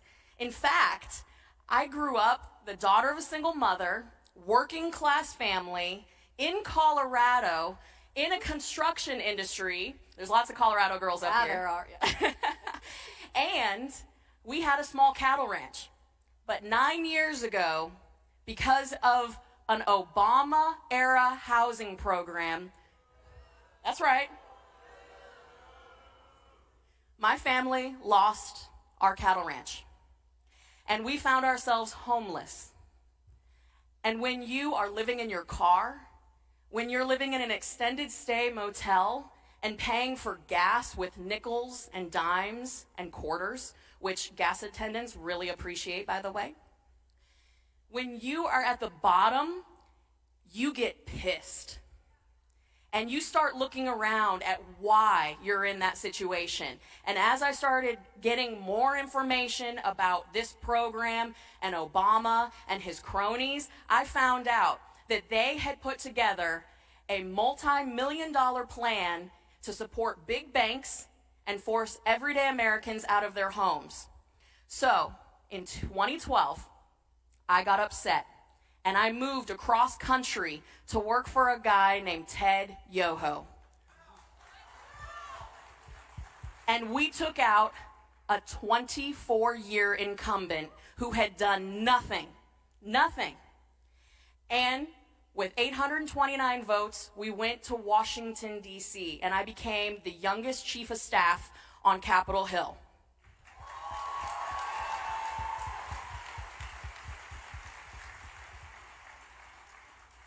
And that experience taught me that age is just a number, and that the swamp is dirtier and nastier than any one of us could ever imagine. And so when my boss decided he wanted to retire, a lot of people were starting to get in line. And he looked at me and said, "Are you ready?" And I said, "Well, my husband, who is a first responder, a firefighter, and a SWAT medic," I said, "Honey, do you really want to bring kids into a world like where we're headed?" And he said, "Absolutely not." And I said, "Okay, we're doing this thing." And so we ran in a 10-way primary, the largest primary in the state of Florida. And I was the youngest, I was the feistiest, and I didn't take any crap from anybody on the campaign trail.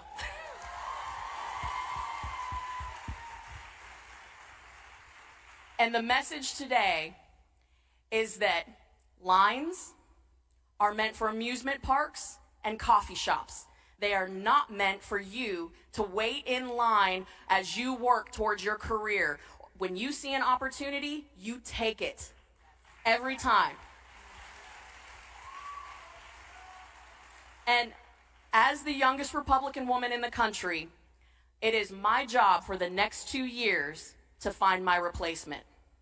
Are there any young individuals in this room that would like to take my place in 2 years as the youngest Republican in the country?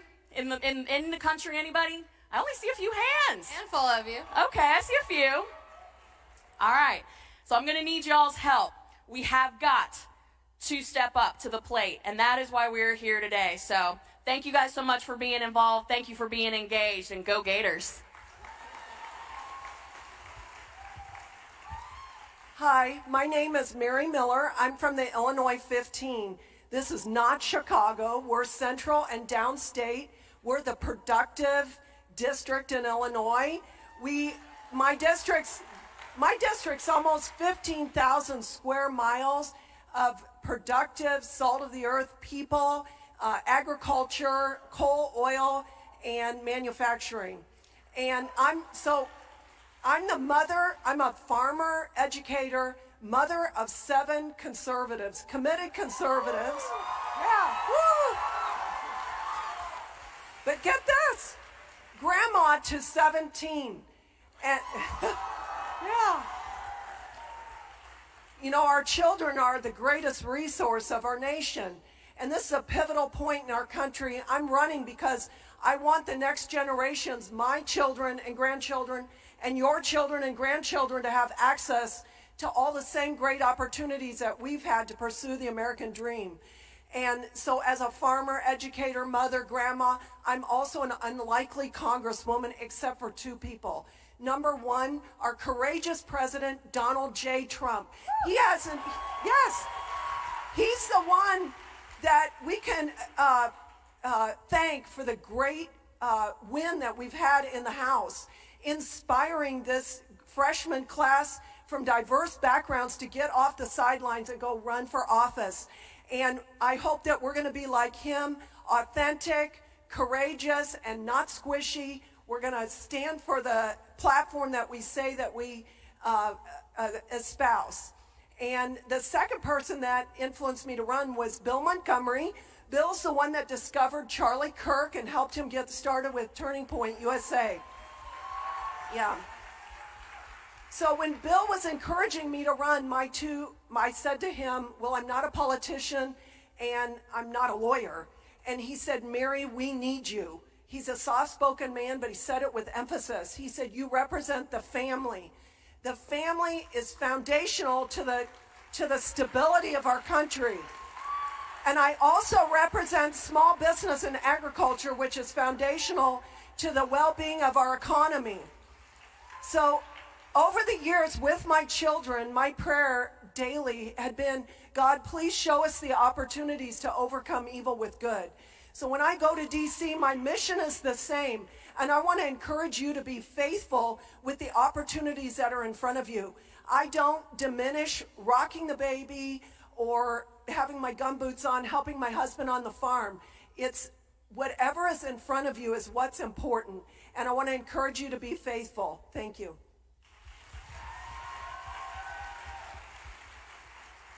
So as we were getting to know each other backstage, I told you all a little bit about my experience being a student with Turning Point USA before graduating and moving into the activism space more online and in traditional media. But I know firsthand just what all of these kids go through on their high school and college campuses. You guys are all called all of the time racist and transphobic and a Nazi and a white supremacist and that you hate women, which I guess means you hate all of us, but we'll disregard that and come back to that at another time. But I guess my main question for all of you to instill some hope in our students and what they can do in their communities is how do you not let that internalize into who you are and affect your identity? How do you fight that name calling from the left when it's so prominent, when it's over and over and over again, not just from their professors, but for you all on the campaign trail, from the media, from your political opponents? What's the best way to rise above that? So I would say that don't be an empty vacuum. You've got to fill your mind with what's true and right and noble and lovely. Read the Word of God, the Bible. Come to these conferences. Build relationships with older people that are wiser and have experiences.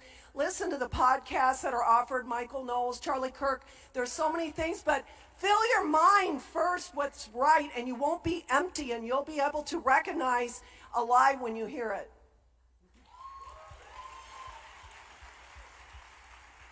You know, in my experience, I went to undergrad in Denver, and I had a Latin American politics professor who on the very first day of class, I walk in, and at this point I wasn't really political, I wasn't that involved, I voted, but I wasn't focused on politics.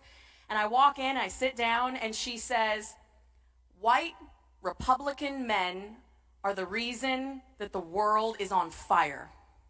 And I thought, oh hell, this is gonna be a bad class. And it turned out through the rest of the semester that I sparred with this professor so much that she tried to fail me, she tried to get me kicked out of the college, and something miraculous happened. The university president at the time was a Republican. Yes. And so I went to him and I said, you got to help me out. This lady is crazy. I'm going to use a curse word, excuse me. She's batshit crazy.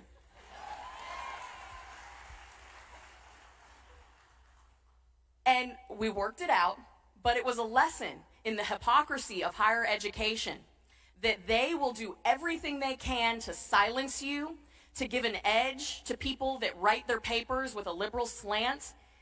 And in my experience, if you cave to them, they win. So we can't let that happen.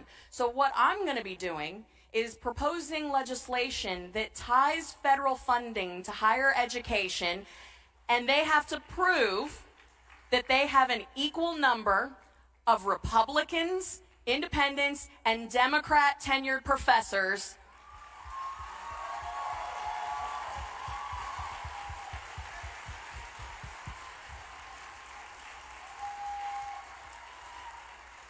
because if they want taxpayer money, if they want federal tax dollars, they're going to have to earn it. And they will support diversity of thought on those college campuses.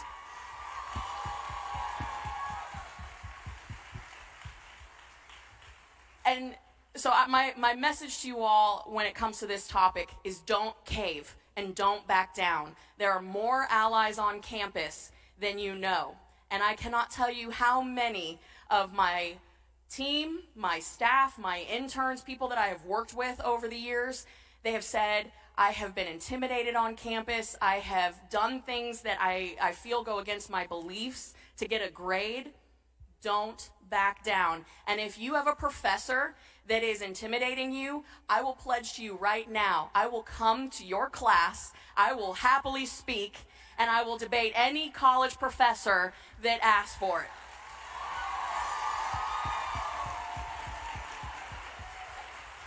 I like it. Y'all just got a bodyguard here with Kat. I like it. These higher education institutions, they absolutely need to be held accountable. And you all need to refuse to bow to this cancel mob. They are absolutely out of control. The left is supposed to be the party of diversity, of tolerance, and love. We don't see any of that from them. If you look at the freshman GOP class right now, voters all across America did an exceptional job of electing a GOP freshman class that actually looks like America. Democrats didn't do that. Republicans did. They're supposed to be the party of inclusion unless you disagree with them. There's a lot of things that I have not backed down to, and it got me right here in front of you. For years, I had been called crazy because I said that government is coming to take our guns. In one way, shape, or form, they want to completely do away with your Second Amendment rights, and they want to take your guns. They said, oh, you're crazy. Nobody's ever going to do that. We just want gun control. Well, from a presidential debate stage, Robert Francis O'Rourke slipped up. He forgot the playbook. And he told everyone exactly what the Democrats want to do with your Second Amendment rights. I'm going to cuss too. Can I cuss too? Absolutely, all day long. You tell it like it is here on the stage. He said, hell yes, we're going to take your AR-15s and your AK-47s. Well, that frustrated me, and I wasn't going to bow down to that.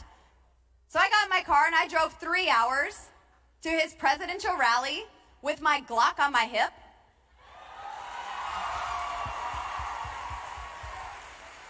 And I looked old Beto in the eye and told him, hell no, you're not. But I did that because I didn't see anyone else doing it. I didn't see enough of people standing for freedom.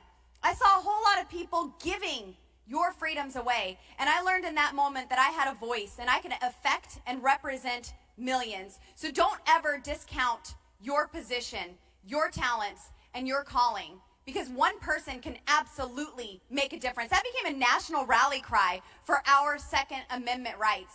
And that's something that's going to be the top of discussion in this next legislative session. Democrats want to gut the Second Amendment. And so in every area of your life, do not back down. I'm not afraid to fail. I'm not afraid for someone to tell me no. I'm afraid to not have those opportunities. And if this turns into a socialist nation, that's where we'll be. We won't have those opportunities that have put all of us right here on this stage talking with you, connecting with you, hanging out in the hallways with you and hearing your stories of why you're here and why you're motivated. You know, I was raised in a Democrat home. My mom believed the lies of the Democrat Party. They sounded real good to her. It sounded really good to say, vote for me and we'll feed your children. If you don't vote for me, the other guy wins and you live under a bridge. So I know what it's like to trust in and wait for those government handouts. And that's a cycle of poverty that they want you stuck in. There's no incentive to get out of that. I stood in line at 11 years old for bread and cheese. That's not the American dream. That's not America's best. And that's what I'm here to fight, to make sure that none of you have to go through that this remains the land of opportunity. I was supposed to be a poor Democrat dependent on government, but I took a stand. I put my hand to something. I started working. I started to create wealth. And now as a business owner, I sign the fronts of paychecks. It's because of the American dream that I can do that. So all of this starts with standing your ground. You have the same rights that everyone else on the left has. Use them. I do want to add something to that. If you are going to resolve to stand up and speak up, you also need to get in your mind that you may suffer. You might suffer loss, you may be disenfranchised, defriended, whatever that's. But be prepared, start preparing your mind already that I may suffer. Well, I think all of us were attacked in some way or form from our opponents, from the media, from professors, and protesters at my house. Yes. And you know, I think you have to resolve in yourself that does not define you. I am a daughter of the Most High God. I was bought with the blood of Jesus at a high price. He is who defines me. He has called me. He has justified me. He has qualified me. So I don't care what CNN says about me. I don't care what the news in Denver says about me. They didn't call me to this place. Earlier today, all of our attendees had the opportunity to hear from another member of your freshman class, Madison Cawthorn. What did you guys think about that? And Kat, I would love to get your perspective specifically as our newest, youngest conservative woman in Congress. Why do you think for so long the left has manipulated this narrative that you have to be an old guy to run for Congress as a conservative or to be elected to public office as a conservative? And how can we break that cycle to get more young people specifically elected to public office? So, and by the way, I caught a tail end of Madison's speech, and I have to say, he tore it up, right? It was pretty awesome, and we've had the opportunity up here to get to know our colleagues, and we're really excited about the representation that's going to happen in the 117th. But, you know, from that experience that I had in college, I mean, like Lauren, I grew up in a Democrat family. I think there's been this narrative out there, and it's not even political. It's this notion that things have always been done this way, so we're going to keep doing them that way, right? But that's the definition of insanity. And I saw it firsthand in 2016 when I was out campaigning for President Trump.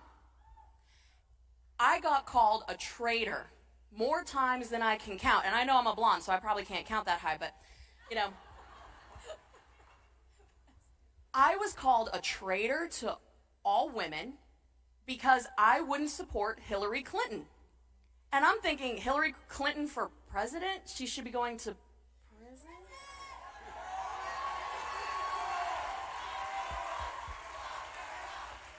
What have you done?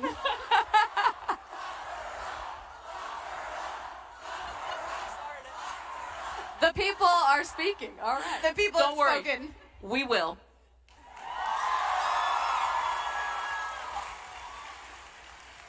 But I'm telling you, it was the strangest thing. I couldn't wrap my head around the fact that I kept getting called a traitor.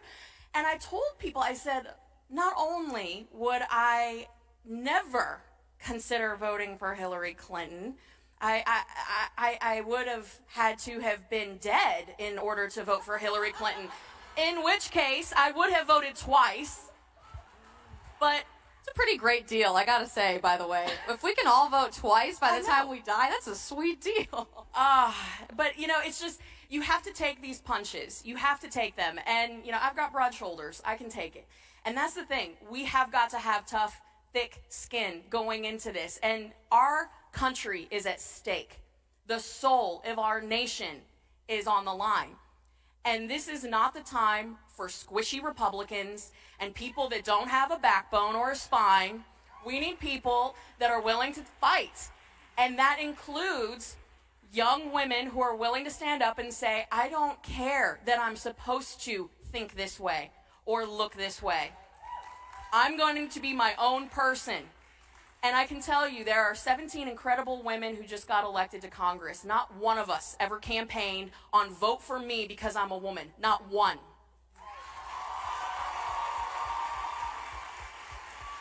The minute that you start saying, I am good because I check a box, or you should support me or vote for me because I check a box, you're playing identity politics, and that's not what we do. That's what the left does, and that's why they're going to lose and continue to lose. You're supposed to talk about Madison. Oh, hell. Madison's... But hey, that was really good. You make me want to run for office great. or something. I'm pretty motivated right now. No, I'm telling you guys, you follow all of these freshman members on social media. You want to do something that's going to be impactful right now? Pull out your phones. Follow these freshman members. These people are badasses. They are going to tear it up. And you don't have to check a box to make a difference. That is the message. So, if you guys are not from the epic state of Colorado, which, by the way, is the best state in the union, by my professional opinion. Hey, all right, haters, it's okay. Canceled up here on this stage. That's painful. You may not know that Lauren's Restaurant is quite famous in our state because we used to be a pretty independent place to live, and these days we look a lot more like California than the state of Colorado, unfortunately. But I would love to hear your perspective as a business owner, as an owner of a restaurant right now, and especially as someone who supports the Second Amendment, standing alone in those controversial points of view when it comes to wanting to open your business, wanting to fight back from tyrannical regulation, and then most importantly, wanting to stand for our Second Amendment, which, by the way, is under extreme attack today, you guys, not just federally, but at every level of government. What does that feel like when you feel so isolated and alone, and how do you push through that with guts?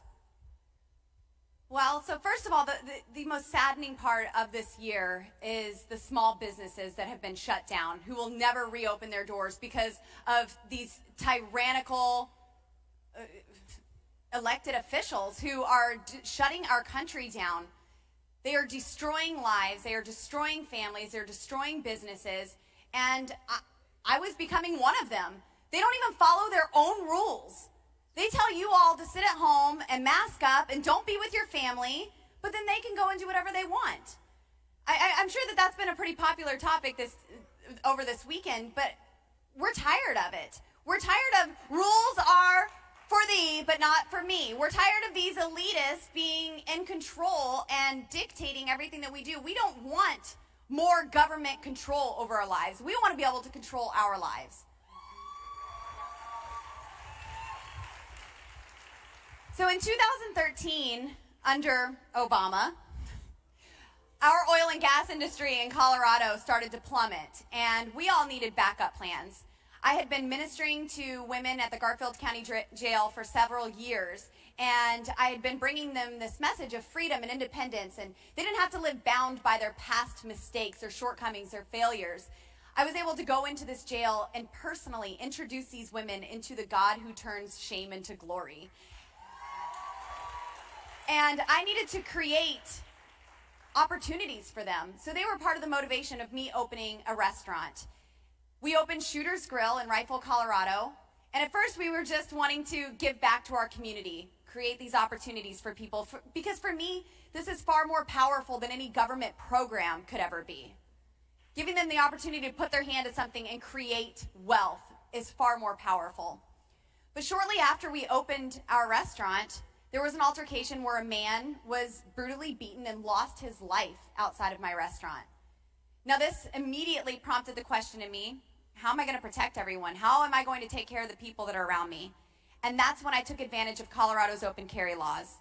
As a mom, as a business owner, I didn't have the time or the resources to go through all the bureaucracy of getting a permit to carry my firearm. So I open carried, and then soon after that, my waitresses began to carry. And the next thing you know, Shooter's Grill was being called the safest restaurant in America.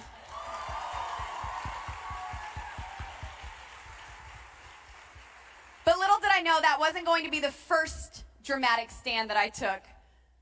This year in May, after our first set of lockdowns, I needed to reopen. I didn't participate in the payroll protection program. I didn't feel comfortable with it. Now we're seeing a lot of business owners struggling with that because guess what? Government got involved and messed things up. It's weird. Imagine that. And I needed to make payroll. So I reopened my restaurant. I followed CDC guidelines. I opened responsibly. It was safely. I didn't make anybody come in. I didn't force anybody to come in there.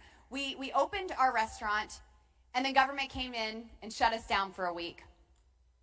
They took my food license, but it was worth it. The consequence to me was worth it. Taking a stand and proving a point to government that we aren't taking this anymore. My county opened much sooner than we would have because of what I did. The city of Rifle came in and built patios outside of all the restaurants. And that's what government's supposed to look like, working with the people to find sensible solutions that don't infringe on our rights.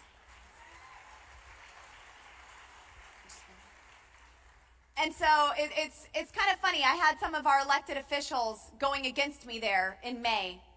And then just a week ago, our county was supposed to shut back down. And I called our commissioners and I said, what are we going to do?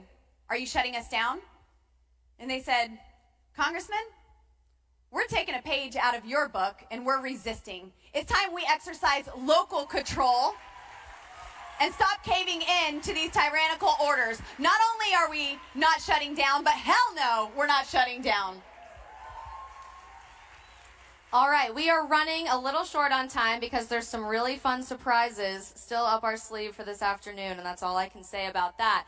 But I know, Kat, you wanted to send a message to some of your new colleagues, maybe everybody that's still working on the Hill, that all of us are backing you guys up as you head to Washington, D.C. to fight for us, to fight for America, to fight for conservative values. So how would you guys like to send a message to Speaker Pelosi and everybody else on the Hill?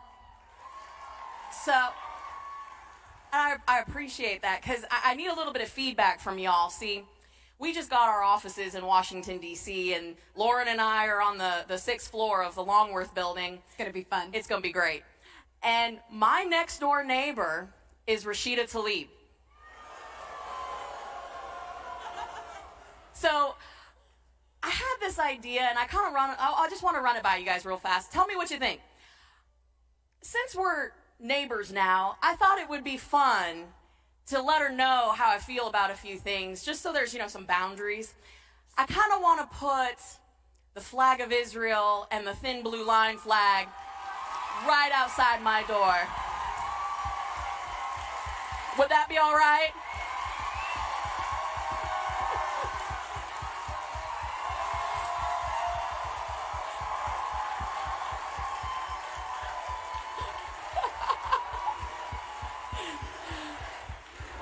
Yes.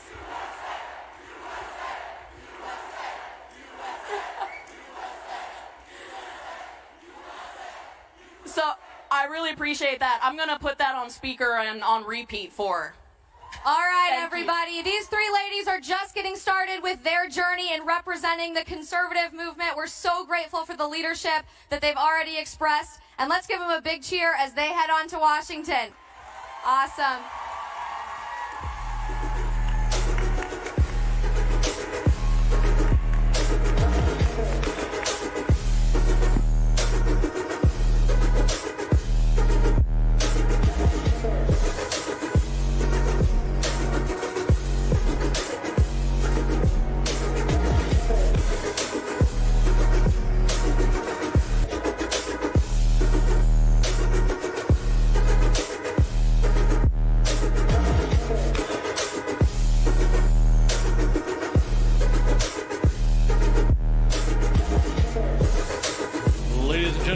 Please welcome to the stage Alex Marlowe.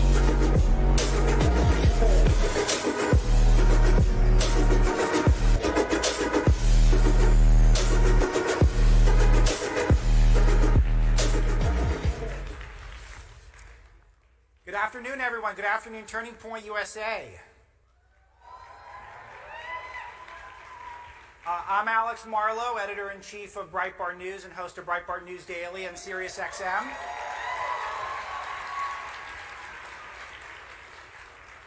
Thank you, and I'm happy to brag that Breitbart has just recently had our 2 biggest weeks in terms of web traffic in our history. It's all thanks to you guys telling 10,000 people about us, and thank you, thank you.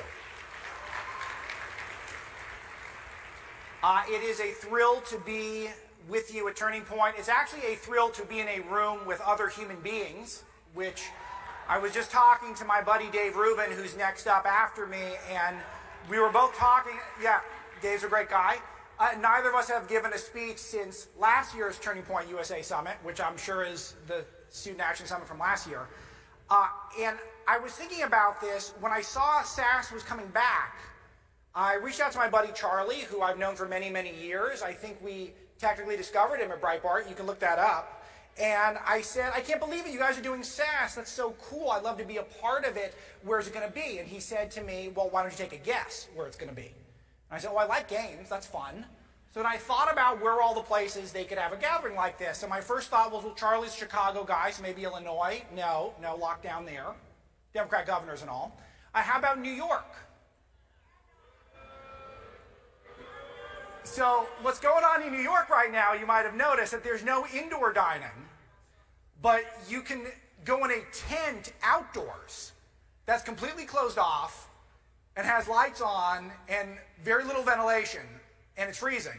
But that indoors is okay, just the real indoors is not okay, because that's all science. It's all very scientific. So I thought, no, that can't be it. And then I said, I know it. SAS this year is going to be in California, but not just California, it's going to be in Napa at the French Laundry, right? Yeah. So those of you who don't know the story, and most of you do, the governor of California, Gavin Newsom, looks a lot like the guy from American Psycho. Just a wild coincidence. So he had his state locked down because why? It was in purple tier. Now, what does purple tier mean? No one knows. Gavin Newsom doesn't know. None of us know. None of the scientists know, because I don't know what purple has to do with coronavirus, but that's what they tell you to make you stay home and not do anything. So Newsom says, okay, limit of 10 people, all mask all the time, don't go inside anywhere to eat. So what does he do? He gets a group of 12 people led by a lobbyist, and he goes to maybe the most upscale restaurant in the entire state for a birthday party. Now, this is pretty outrageous. And then he goes out and he apologizes for it, but then he says that, we are wearing masks, but then we get the photos, they're not wearing masks. And then he says, but we were outside, and then we get the photos and we realize they were actually inside, but the restaurant actually has the capabilities of basically removing the whole window. And so it looks like they're outside, but they're not. So he thinks you're all idiots, basically. And then I was looking at it, why would a guy like this lie to the public at this degree? And I decided, well, maybe I should at least look at the menu to see what's on it. So if you go to the French Laundry, you might be ordering the Applewood smoked Wolf Ranch white quail with garnet yam puree and glazed parsnips along with garden chicories. So like, oh, that sounds good. Or maybe the hand-rolled ricotta agnolotti. I don't know that word. It sounds Italian or maybe French. With a cheese rind consommé with shaved white truffle, but the shaved white truffle, guys, that's a $175 supplement off of the chef's tasting menu. So that's why he's going. He's going because he's an elite snob who thinks he should have different rules for him than you guys have for you.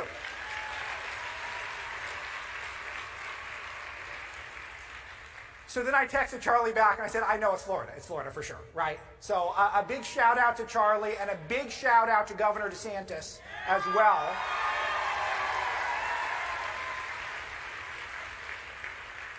But we joke about the lockdowns, but they're actually really horrifying, and now we know they're rooted much more in fear than they are in science.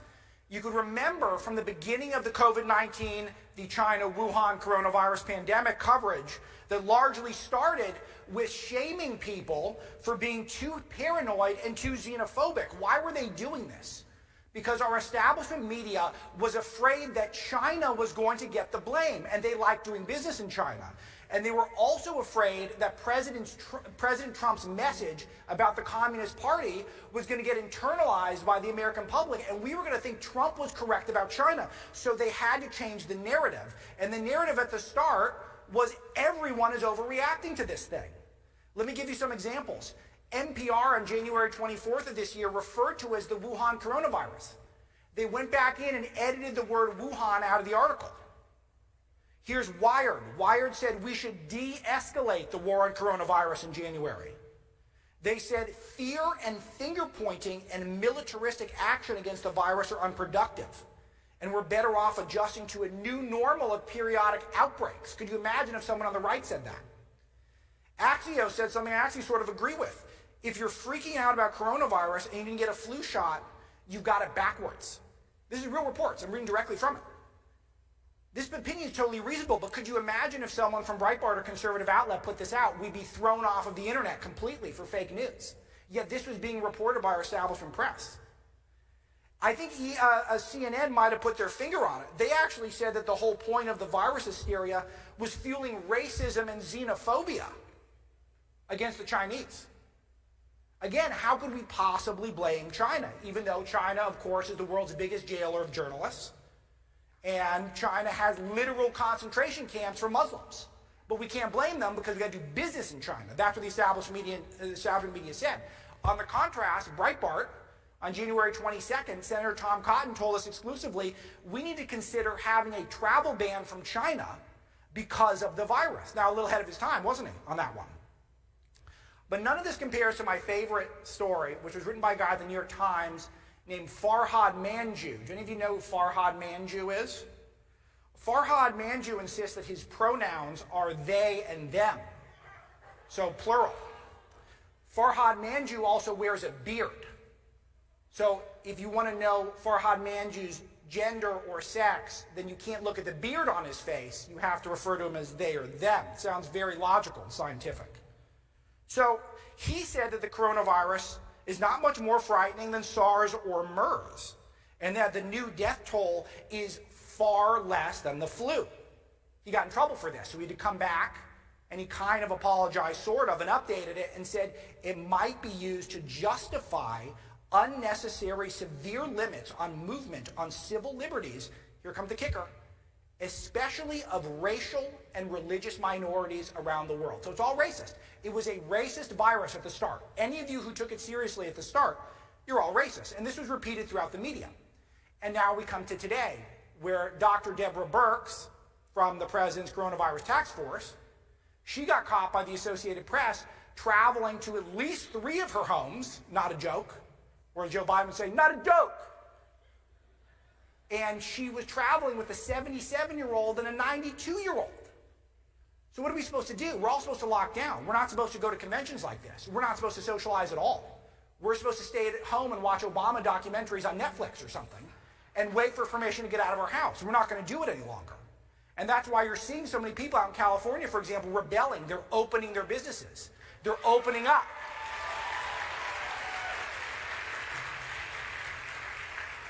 And all of this is to tell you that the media is never to be trusted.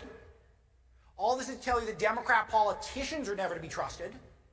And if one person in the media happens to wear a beard but insists they're gender non-binary and should be referred to as a plural, definitely don't trust those people. But the biggest point I can make of all is what's happening in Washington today. What's happening today is they're debating on a bill, a government funding bill. We just got the bill size. You guys might be figuring this out just now, those of you on your phones. It's over 5,500 pages long. Guess how long the Congress has to read it? It's 6 hours. I'm a fast reader, not that fast. Maybe I get through 4 pages, maybe.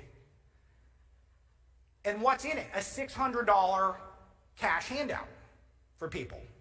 Now, people are generally supportive of some sort of direct cash handout because of the government telling everyone to shut down. But I'll tell you this, you know what would be better? Why don't you allow us to open up our country and let people get back to work?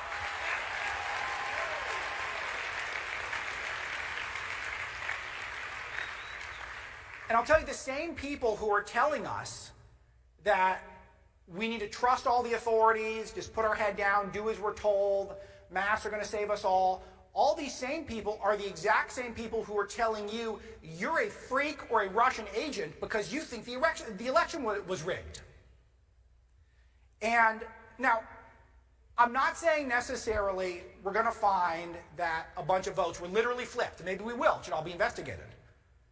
I might not even say that we're necessarily going to find from the 2020 election that there were ballot boxes that were stuffed.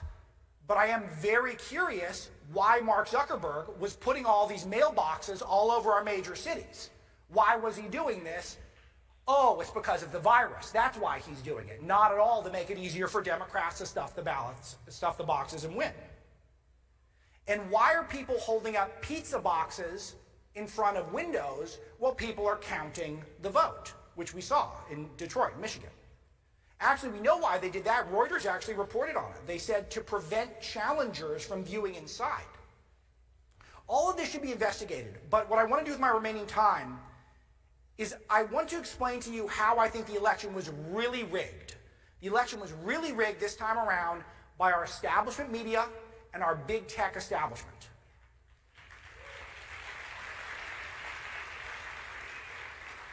And I'm going to illustrate this point to you by introducing you to a group of people, our modern-day mafioso family, the Biden family, and the Biden Five, which is what we refer to them at Breitbart. Okay, Frank Biden, Joe Biden's brother, received millions of dollars in taxpayer-funded loans. He had a Costa Rican energy company, even though Frank Biden had no background in energy. Biden got a $45 million taxpayer-funded loan from the Obama administration for his Caribbean projects. We don't know how he got that loan or what qualified him to get it. Valerie Biden is Joe Biden's sister. She bagged millions of dollars running Joe's political campaigns. Now, have you ever heard Valerie Biden or seen her on TV as some sort of terrific consultant, someone very knowledgeable? No, she only runs Biden's campaigns for the most part. And he's been running for his whole life unopposed. He isn't a challenger in Delaware in decades. She comes in, runs the campaign, bags the cash, and then hangs out wherever she wants to hang out until the next campaign comes around. Ashley Biden, who is one of Biden's daughters, has a husband who had a healthcare business that benefited directly from Obamacare. A guy named Howard Crane, and the company's called Startup Health. He had no business plan, he had no website, yet he got an Oval Office meeting with Obama and Biden, where he got to brief investors on the company, that he was meeting with the vice president, had their support, and his business called Startup Health was launched from the Oval Office. Do you guys know how rare that is, that you could get a meeting in the Oval Office? You don't even have a website up, you don't even have a business plan, and you're meeting with the highest level people in the entire country? Not to mention the guy's got a huge portfolio in China. James Biden had a firm that landed a $1.5 billion contract in Iraq. That's right. It's called Hillstone International. It's a construction company. Though he, of course, had no background in construction, that you might be noticing a pattern. And his joint business venture setup got him $3 million in our taxpayer money as a grant. Doesn't have to pay it back. And so we just learned, and this is the first bit of good news in this section, he's now under federal investigation for his role in a bankrupt healthcare firm. And that brings us to everyone's favorite.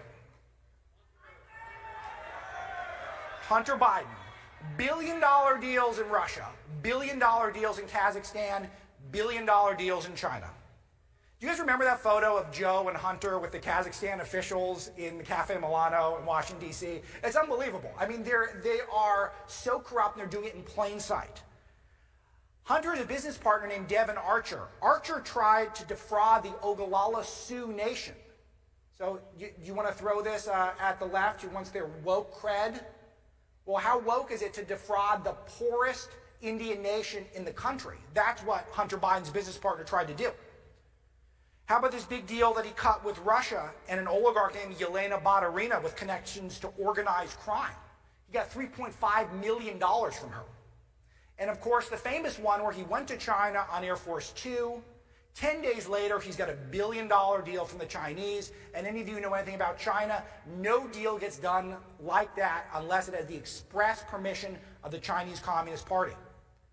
None of these people had expertise, and all of them got rich, and all of them are Bidens.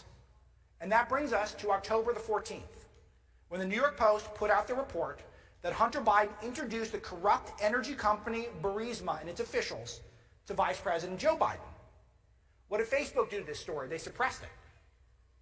What did Twitter do to this story? They locked people out of their accounts who shared it, including the New York Post. We're talking 3 weeks before an election. A major news outlet that's been around for hundreds of years locked out of their own account, and they're locked out of their own account for 2 full weeks, even though Jack Dorsey acknowledged, in retrospect, they didn't violate any rules. And what did they call this story? They called it Russian disinformation. It's like everything else, Russian disinformation. Washington Post called it a Russian intelligence operation. Wikipedia referred to it as Russian interference, and even Joe Biden himself called it a Russian plant in a presidential debate against President Trump. And every establishment media outlet took that narrative and they ran with it. From CNN, even Fox wasn't very good on this one, aside from a couple of hosts. And big tech enforced all of it. Now I'm going to scare you. The Media Research Center, you guys know Newsbusters, is a great group. They put out a survey that showed over 80% of Biden voters were not aware of at least one of his major scandals. And here's the one that'll really freak you out, make you very angry, and I want you to be angry about this. 17% of the people in the Media Research Center survey said that had they known about all of Biden's scandals, they would have defected. They would have not voted for him. And you want to tell me this election wasn't rigged? I submit to you that study right there.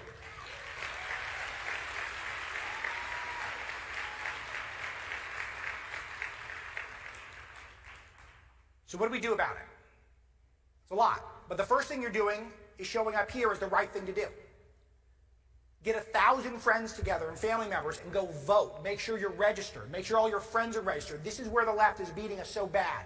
Registration, community organizing, getting involved in your local community. You have to share all the content you can on social media. I know you guys are terrific about that. Keep that up. Don't be deterred, even if it gets scary and mean and nasty out there.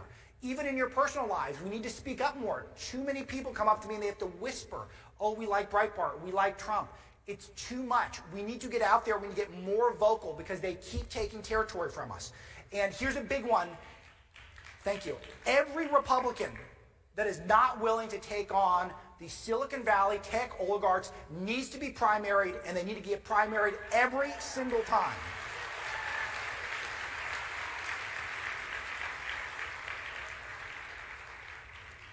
The most important thing I can say to you is one thing. This is the biggest thing of all, and it is the theme of all the speakers this week. The one thing you can never do, and I'm speaking directly to the crowd here who might be voting in Georgia, you can never, ever, ever give the left another ounce of power in the United States of America so long as you have a voice and you have a vote. Thank you.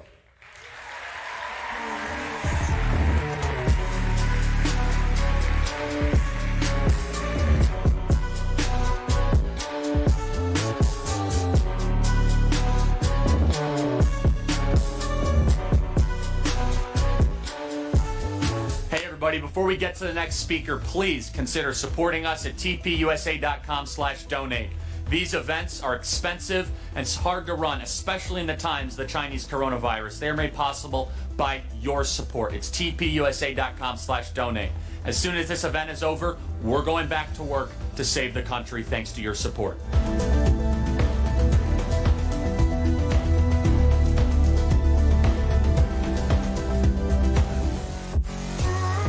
Ladies and gentlemen, please welcome to the stage, Dave Rubin.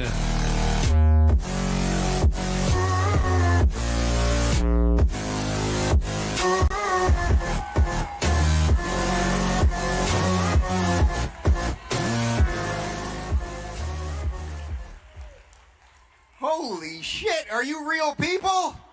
Are you guys real people? Look at this, a room full of real people. In 2020, this is absolutely incredible. You guys are doing the greatest protest in American history right this second.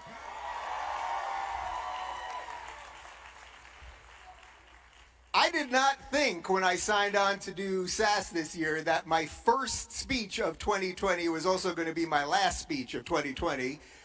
But they shut us down all year, right? I have not spoken in front of people all year. This is my favorite thing to do. I mean, far more than doing a YouTube show and interviewing people and babbling to the camera, actually seeing real live human beings. And I come from a place, a different place than Florida, okay?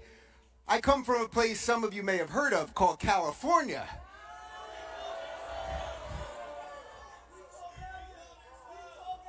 Recall Gavin, there you go. I come from a place that is completely locked down. I have not seen people. I went out, I got here in Florida yesterday, freedom loving Florida. Yeah. You know what I did? You're not going to believe this. I went to a place called a restaurant, okay? I sat down, a woman who I did not know approached the table, she took my order, and 15 minutes later, food arrived. Can you believe that, guys? Yeah. That is what can happen in the great state of Florida. Yeah, it can't happen. It can't happen in California. So I was thinking, guys, you've been here for a couple days. You've heard a ton of great speakers, YouTubers, podcasters, politicians, all that stuff. I was thinking, well, what can I say that's different? What can I say that's different at this point? And I try to never give the same speech twice. You guys know I was on tour with Jordan Peterson for about a year and a half.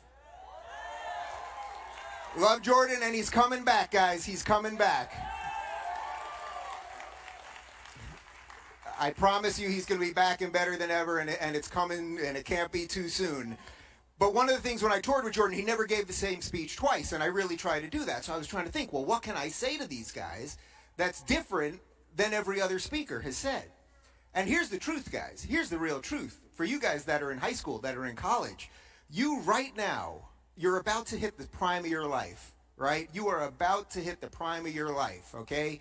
And what that means is that you are growing up in the most unique time possibly since the inception of this country.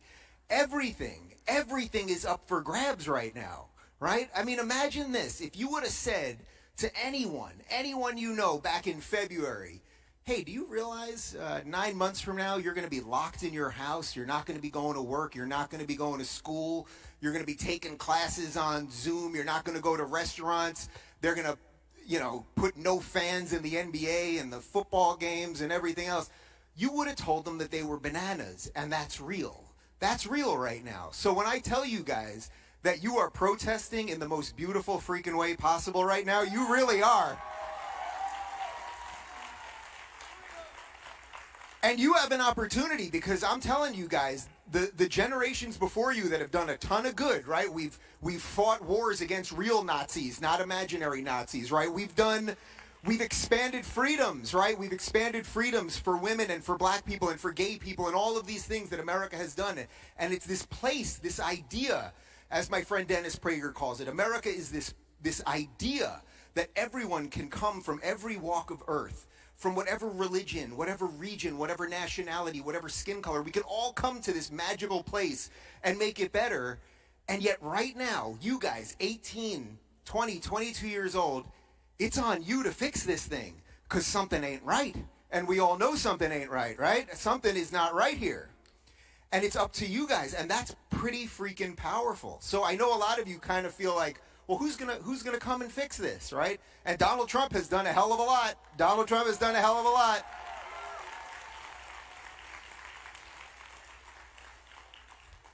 Man, if Dave Rubin of 2018 would have ever heard Dave Rubin of 2020 saying that. But that's the truth. You know, I'll tell you this. 1 year ago today at SAS, Donald Trump spoke, and then I met Trump Jr. backstage. He said, hey, you want to join me at Mar-a-Lago tonight for dinner?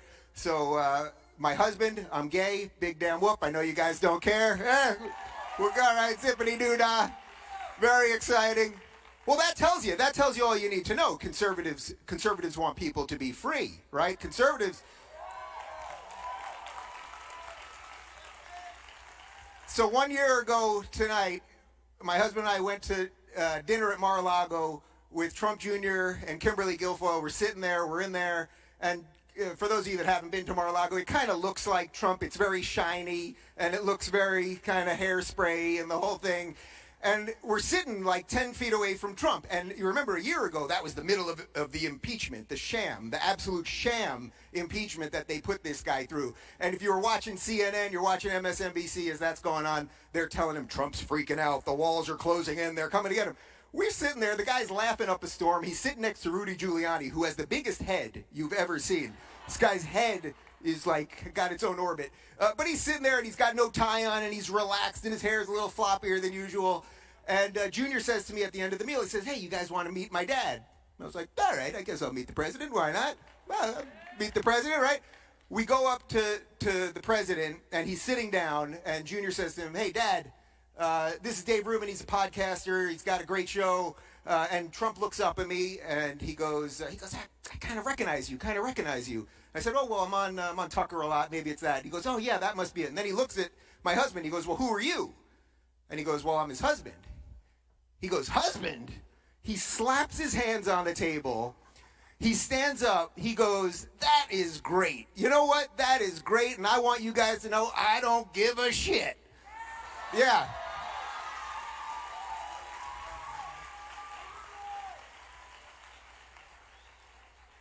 And the reason I mention that to you guys is because I know that many people in this room have some different religious differences, some philosophical differences, some existential differences. But what I know is that right now, guys, it's all of us versus the wokesters. That's what it is. That's what it is. They are coming for every single one of you. And if you think you're protected because you're black or you're gay or you're trans or you got a limp or a lazy eye or you're a half a lesbian, it will not protect you. It will half a lesbian. You're a small lesbian. It will not protect you guys. It really won't, because this thing that we're fighting, it's spreading like a virus right now. And it is on you guys to fix it. The cavalry ain't coming. There are a couple people that are fighting it, and a lot of them were on this stage over the last couple days and will continue to be here. But it is on you guys. It is on you guys in your life to stand up for what you believe in. That is the only way we fix this thing. The adults have dropped the ball. It's just how it is. There's a lot of reasons for that are for a much longer speech. The adults have dropped the ball, and you guys have a chance. And the reason I'm actually enthused, the reason I can end this year with a smile on my face while this whole thing has been such a disaster, is because I see you guys. I see it. And I know something good can happen. And we know now that young people are swinging way conservative, but not conservative the way they want to frame conservatism. Oh, these are these closed-minded bigots and the rest of it. Conservative meaning you want to conserve freedom. And man, I will stand there with you every step of the way.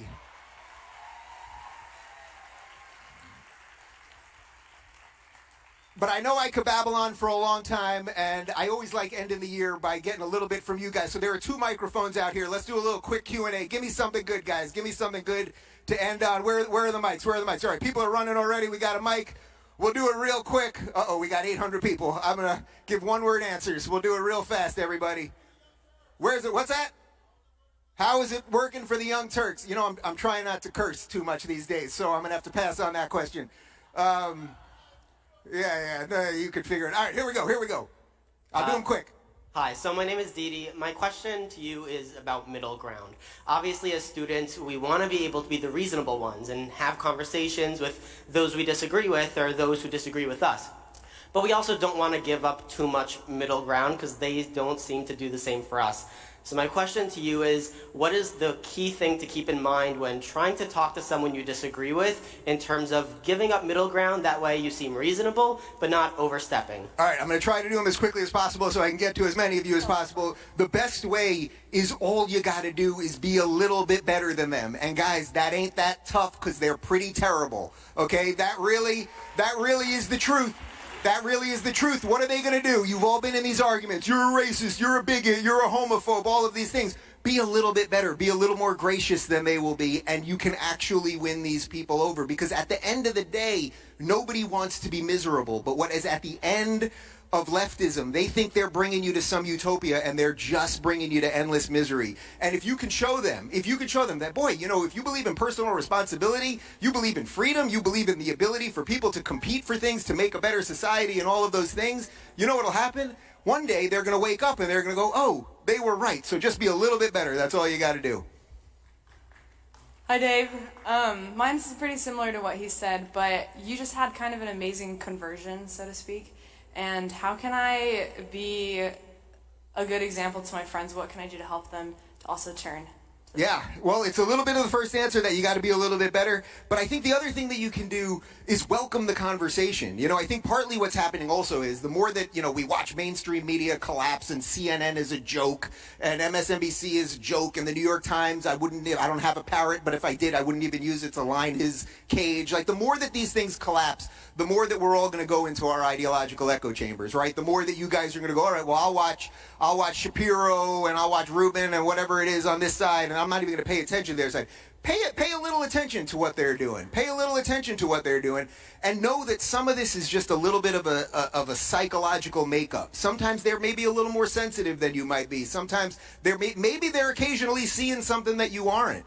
But you can figure out a way and remind them that you're a real person, because I know what happens. You tell them, oh, I'm a conservative, I'm a libertarian, I'm just anything but woke. And they'll say the worst things about you, and it's like, well, what do you mean? We've been friends since I was 5 years old. You're telling me I'm the worst of all things? And there are ways to just be a human, just be a little bit better. That really is the answer. Hi, my name is Roman. I'm from San Francisco, California. Prayers are accepted. One thing. A refugee, everybody, a refugee from San Francisco. So one thing that I'm noticing is that people are leaving my state in mass numbers, specifically liberals, and they are going to red states, but they are not understanding that the left-leaning policies that they voted for were responsible for ruining their home state, and they're bringing those to other states. I've tried talking to many people about this issue, but they are reluctant to facing what's been going on and how they actually contribute to it back home in California and how they're bringing it elsewhere. What can I and other Californians do? Well, yeah, great question. And as a guy that lives in LA, I hear you, man. I hear you. Listen, first off, if you live in a red state, you should build a wall. I want to be very clear about that.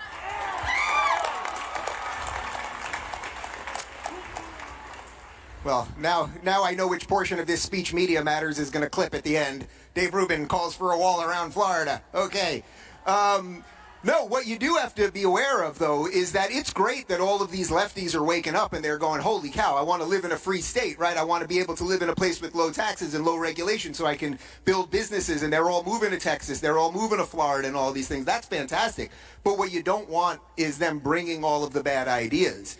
And one of the things that's so tricky about leftism is a lot of times, I see this all the time in LA, people can't make the connection between voting for these big government, high-tax people and the fact that everything around them is crumbling.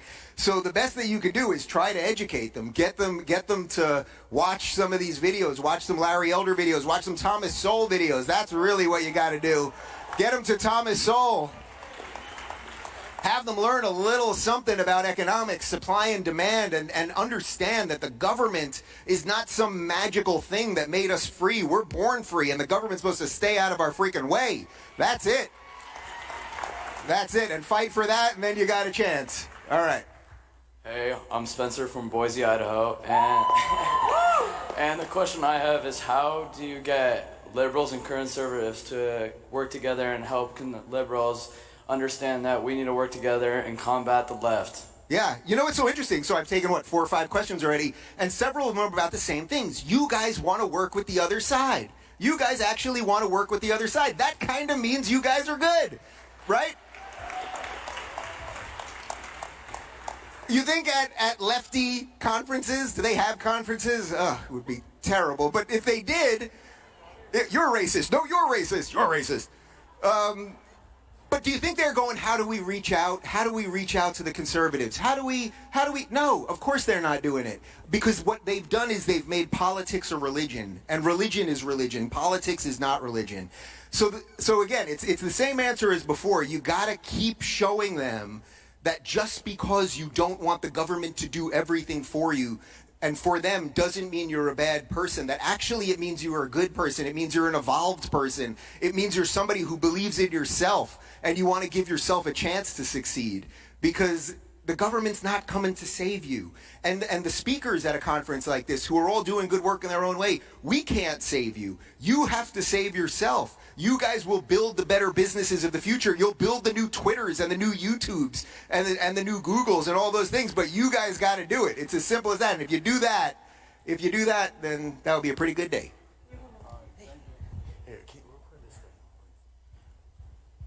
Hey, how you doing? I'm Jorge. I run Center Millennials, and as you know, a centrist is somebody who wants to play left and play right. Now, I run with a little bit of the Chris Rock mentality of, hey, I'm a little bit liberal on this side, I'm a little bit conservative on this side. But with the growing division of a lot of the conservatives I've seen today, like, how can I integrate my centrism to get people to be more, like, not divided so much, like, for the left, the right, and even within the right? Yeah. It's a good question. You know, I'm the new guy on the right. So, you know, when I see these divisions that I hear some of you guys talking about, okay, so we've got the more traditional conservatives, let's say we've got the more libertarian side of it, and whatever else you want to whittle it down to me, that's great. Because I know you guys are all in this room right now. That is fantastic, right? There are believers in this room. There are non-believers in this room. You've got people that come from a purely libertarian side of things. There are people that want a little more government involvement. All of those things, those are little side issues just designed to make you hate each other. You want to live free. You want to live free. You want to live by the Constitution. Hey, we're in the best country to do it, right? As simple as that. Don't worry about the little problems. We got a much bigger problem, and that is a woke freaking monster that is trying to eat us. So either team up with some people that maybe want a slightly higher marginal tax rate than you do, or you're going to be eaten by the monster. And it's very obvious to me which one of those is the right choice. All right. Hi, my name is Topher. I have two questions. First off, can I replace Will Witt? And will I replace Will Witt? Will I replace? I don't know that he's got good hair. That guy. I'll give him that much.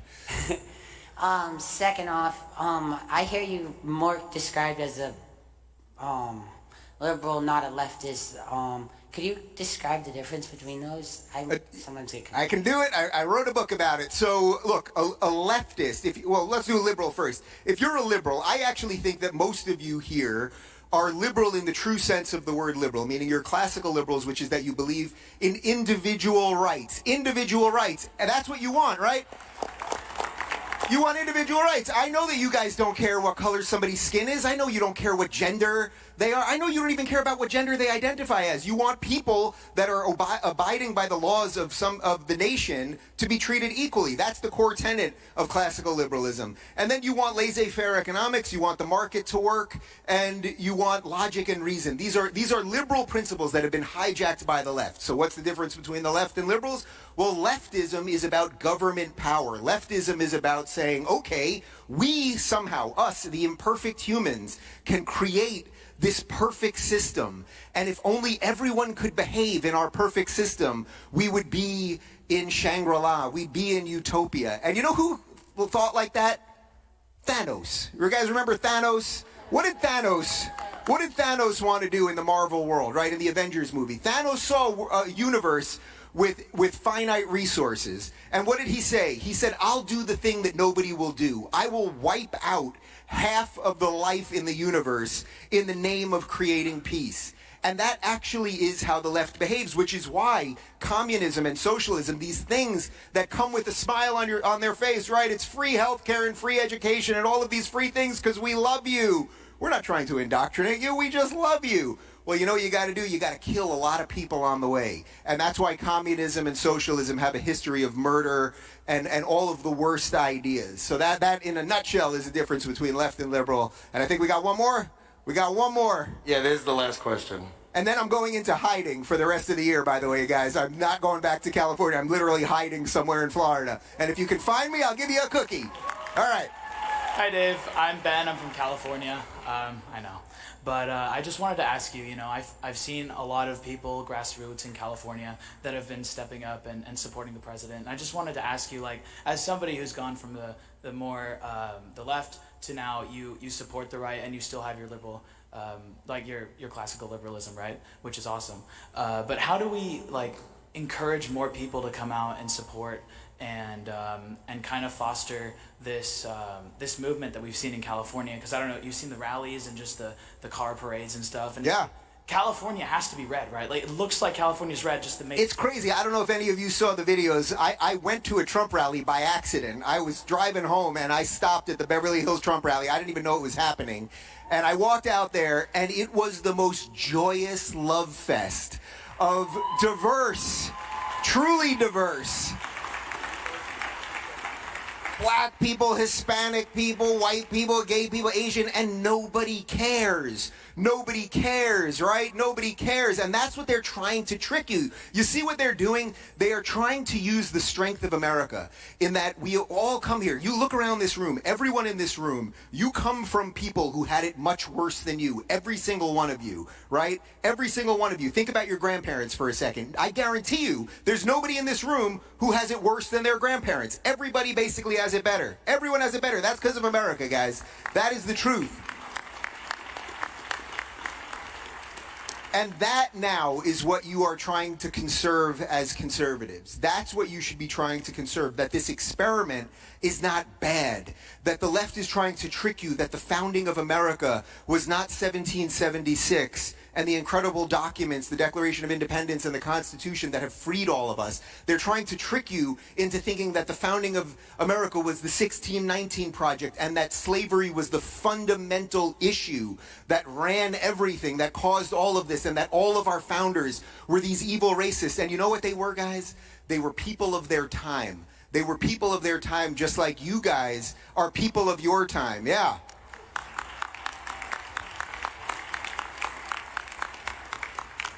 And here's the beauty, to wrap it all up, guys. Here's the beauty. While you guys conserve the good things, while you guys conserve liberty and you conserve freedom and you conserve all of the ideas that allow you to live the life that you want, I don't care what you do in your life. I don't. You can't have my stuff. That's it. Okay? You can do what you want. And that's the American spirit. That's the American dream. You got a chance. You got a chance. But what they will do is destroy themselves in the process, because the progressives of today, the people who are silencing you and calling you all of these things, the progressives of today will be hated by the progressives of tomorrow, okay? And you know why? Because they're always looking for progress. But progress isn't a destination, right? That's just like going. And there's a cliff coming and you know it's coming, but you're going to go over it either way. So let's not forget, Barack Obama ran for president the first time in 2008. He was against gay marriage. Well, what do you think the progressives of 2040 are going to think of this guy? They're going to go, well, wait a minute. That guy was against gay marriage. He was a homophobe, and they will want to burn down his library. And by their own rules, they'll be allowed to do it. So you know what? To package this all together, guys, just know what you believe, and don't be afraid to say it. And if you do that, you will change the world in extraordinary ways. You have a chance in a way that people literally 20 years ago could have never imagined. You got a phone and you might have a thought that you can get out on Twitter, or a 5-second video that you put up on TikTok or whatever it is, and you can change the world in an instant. You can do that, and the people before you couldn't. So do that. Fight for this freaking country while we still got it, because it's feeling tenuous, guys. Fight for it, and I will stand with you guys as a conservative all along the way. Thank you very much, and God bless America. All right, everybody. Thank you. Thank you, guys.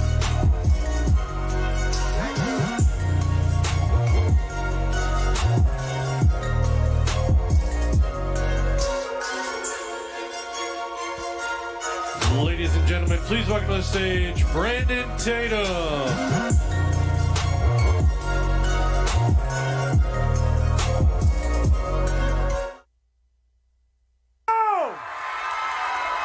What's going on, SAS? All right, see, y'all already standing up, so y'all know the drill. Y'all know the drill. So we got to get this place hype up in here. So I want y'all to repeat after me, all right? When I say in the end, you repeat it, and I say we win, you repeat it. Y'all know the drill. In the end, we win. I know y'all got more spirit than that. In the end, we win. Oh, let's do it one more time. One more time. I want you to point at your own self and say, in the end, we win. All right, y'all can sit down if you got to sit down. But I want to start off with this one thing. In the spirit of political correctness, I need to say this. I need to address this. All right? I want to first off say that I apologize to absolutely nobody. I don't apologize for being a conservative. I don't apologize for being a Christian. I don't apologize for being pro-life. I don't apologize. And I want every single person in here to realize that you don't owe these jokers an apology for nothing. They have an opinion, you can have your opinion. They believe in being a liberal, you can be a doggone conservative. They believe in whatever they want to believe, you can be a Christian. Nobody can tell you how to believe. Believe in yourself. Y'all feel me? I think some of y'all need an energy drink or something.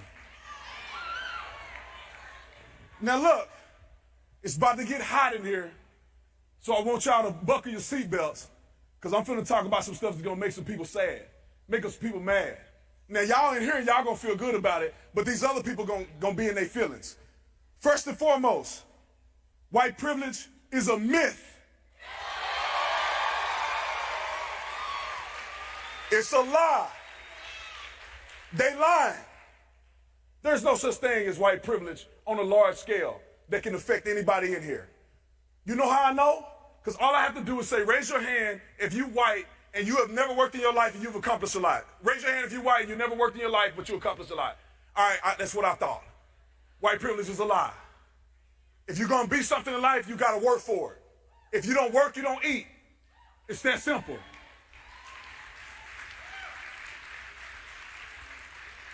You show me a white person that was born that somehow had a white privilege card at their birth that they can use on an exam, that they can use to get a job, and then I'll believe you. Other than that, it's bull crap.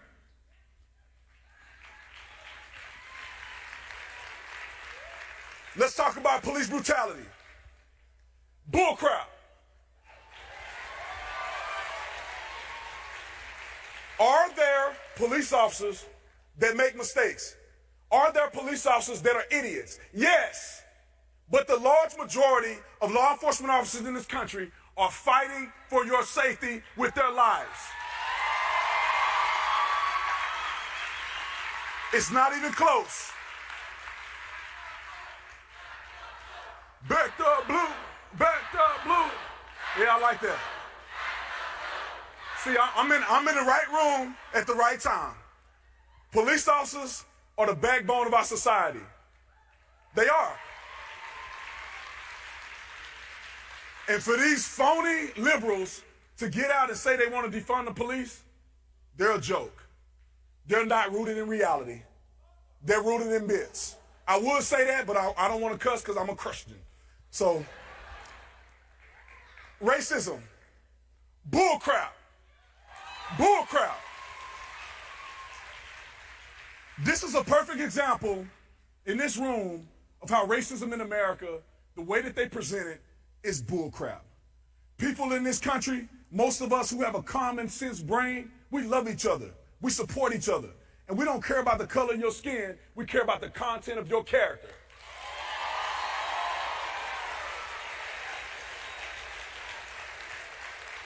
If you are not a person who works hard, believes in the Constitution, believes in the rule of law, then you have separated yourself. Not the color of your skin, not where you were raised, not where you came from. All of those things are lies. And the left perpetuate lies to divide us. They perpetuate lies to divide us. But we have to be the ones who stand strong and unite. And I want you to understand this. Not everybody's going to want to unite with you. They're not. These people who are brain dead, which I call them on the left, They don't want to unite. They want to destroy. But most of the people in this room, we believe in unity. We believe in togetherness. We believe in the things that have built this country to be so great. And you should give yourselves a round of applause because of that.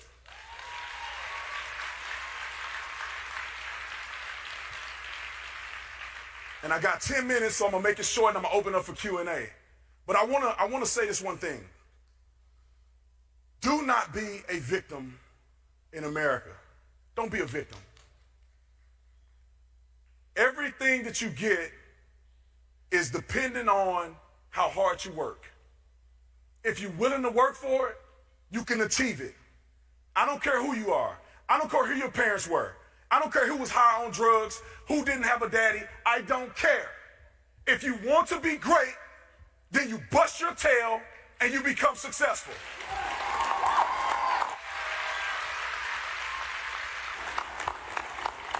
And I want you to understand this. Nothing in life is free. Nothing.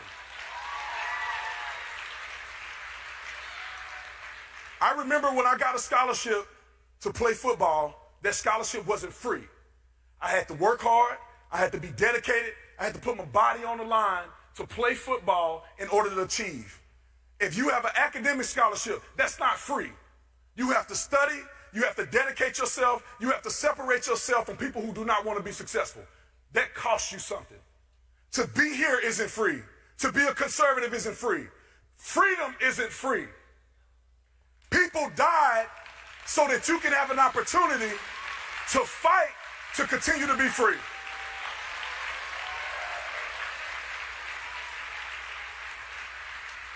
And that's what I want you guys to retain in your heart and your spirit, is to understand that you got to grind, that you got to work. They're not going to hand it to you. They're not going to give it to you. They're not going to agree with you all the time. You're going to lose some friends. You're going to lose some family members. But at the end of the day, you better be doing what's right, and you can justify leaving these people behind. You can leave them behind. And I want to do Q&A, so I'm going to finish it with this statement. The reason I had you guys stand up and say, in the end we win, is because I believe it with my whole heart. Is that no matter what you do, if you're doing the right thing and you're doing what's right by God, in my opinion, then you will win. You will win in the end. Real quick, let me give you an example. Most of the times when I do this speech, I talk about Wolverine, right? A made-up character. And everybody understands Wolverine, he ended up winning in the end. But I don't want to talk about Wolverine because he made up, he fake. I'm going to talk about somebody who's real, and that's Jesus. And if you give me a couple seconds, I'm going to explain to you why I believe in my whole heart that in the end you will win. I know you guys it don't matter what religion you're in, I know you've read or heard about Jesus. And when you think about the story of Jesus, going to the cross, he did nothing wrong. They beat him, they humiliated him, they put him on the cross, put nails in his hands, and he died. Now, I remember this as sure as I'm sitting here when he looked up and said, Father, why have thou forsaken me? He really thought that God had turned his back on him. That was a situation where he felt that he was losing. For the first time in Jesus' life, he had questioned whether or not he was going to fulfill or win in the end. Now, for those of you who read the story, you know how the story ends. 3 days, and he rose. 3 days, and he rose. And you say, Brandon, why do you use this story? It's because it was written from the very beginning that the suffering that he went through, he was going to win in the end. And some of you guys have a situation in your life where you're on your way to the cross, where people are beating you down, people are humiliating you, and you didn't do nothing but be a conservative. You didn't do nothing but vote for the best president that you had an opportunity to vote for. All you did was keep it real. And they want to nail you to the cross. But I'm here to tell you that you're going to win. You're going to win. If you don't give up, if you don't give in, you're going to win this thing. All right? Now, y'all know me. If y'all see me on social media, I can talk for another hour or two, but I only got 5 minutes. So I'm going to open it up for Q&A. All right, so in America, right, how we win is through discussion and debate. So often we're faced with closed-minded individuals on the other side. What happens, or what statistics, what stories, what do you say to the open-minded ones that are left-leaning but want to learn more? How do we convince them of all the things you said, that white privilege is a lie, that racism no longer exists in America to the degree that they project it as? What can we do to swing those open-minded ones to our side to win this evident fight in American history? Great question. You got to do it with love, right? There's a time to fight. There's a time to beat people over the head. Some people need to get beat over the head a little bit with truth, with facts. But then if it's somebody that you understand, that you know you have a relationship with, you've built a relationship with, approach them with love. This is the way I answer people, and this is the way I win probably every time I talk to somebody, is that you can use some of the tactics that Jesus did and be rhetorical. Have them answer their own questions. You say, well, police brutality is so-and-so and so-and-so. Well, you tell them, well, where are the statistics that prove that? How many police officers have done X, Y, Z this year? You make them answer it. White privilege is such a big thing. Well, you tell them, you say, look, show me that every white person have a privilege over a black person, and then I'll believe you. But other than that, I won't believe you. So have them answer their own questions, but do it in love, with compassion, build relationships with people, and they'll listen to you.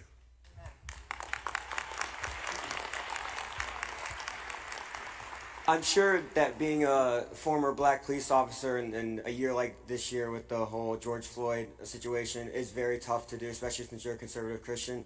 What keeps you going against all the hatred from the left? I don't care what people think about me. It's that simple. Unless they're paying my bills and they taking care of my wife, then I don't care what they think about me. And I know that I'm standing on truth and I'm standing on facts. So what they believe is irrelevant. I stand on what I know to be true. I talk about George Floyd when nobody else would. Candace Owens did the same and people hated her over it. But you know what? We don't care because we're rooted in facts. We're not rooted in your feelings.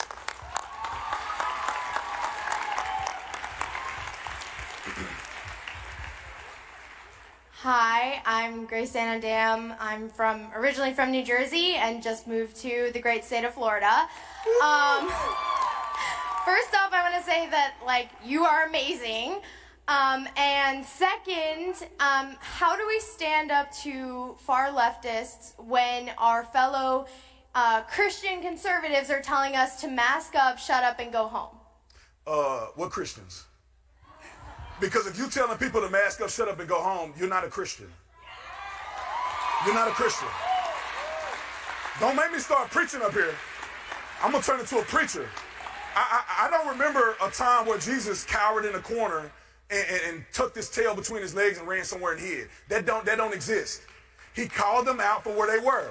He called them hypocrites, untoward generation, told them if their righteousness doesn't exceed that of the scribes or the Pharisees, that they would not inherit the kingdom of God. He was straight up. He was honest. People got their feelings hurt. But at the end of the day, what do? He's the most popular person in the world. So understand, don't listen to people who claim that they're Christians and they won't stand for something. That's not even in the Christian faith. This is going to be the last question. Okay. Right. My name is David. I'm also from Florida. So my question, so to start with, as we all well know, Donald Trump won the highest percentage of minority votes ever for Republicans since 1960. So my question is two things. Do you think that we, as our movement, do you think we could ever take a real majority of the minority vote? And if so, how do we do this? Great question. I think we can. It's going to take some time. It didn't take, it wasn't overnight that the minority vote went completely to the left. And so it's not going to be overnight that it changes. I think that all of us are responsible for pushing the needle in the right direction and waking people up. I mean, you don't have to be black in order to reach people who are black. You don't have to do that. On our side, we don't care who you are. Just tell them the truth. You know what I'm saying? Unless you're a racist and then you feel like you got to be a certain color to talk to people. But no, we have all been responsible for telling the truth, standing on our principles, and that has caused more people to wake up. And that's what we have to continue to do. And hopefully, people will begin to change their mindset. Unfortunately, there's a lot of brainwashing that's going on. There's a lot of hills to climb when it comes to minorities voting. I mean, I would have thought that it was clear as the noonday sun. I would have thought that Stevie Wonder could see that the left is absolutely crazy and they care nothing about minorities. I thought that it would have been very clear during this election cycle, but obviously it wasn't. But we just got to keep chipping away at it. Everyone in here, every single one of you guys. I just want us to understand that you don't have to be a certain color. You don't have to be the smartest person in the room. I'm not the smartest person in the room, trust me. If you saw my SAT score, you saw my grades in college, you would think that I shouldn't be up here. But you don't have to be perfect. You don't have to be an excellent orator. You just got to believe in what you're talking about. You just got to be rooted in facts. And I'm going to say this and I got to get off the stage. But if you stay consistent and you honestly can back up what you believe and you don't fold to these people when they say you're a racist, when they call you an Uncle Tom, when they say you're a sellout and you turn on your own people, you're working for the white man. Don't fold to that.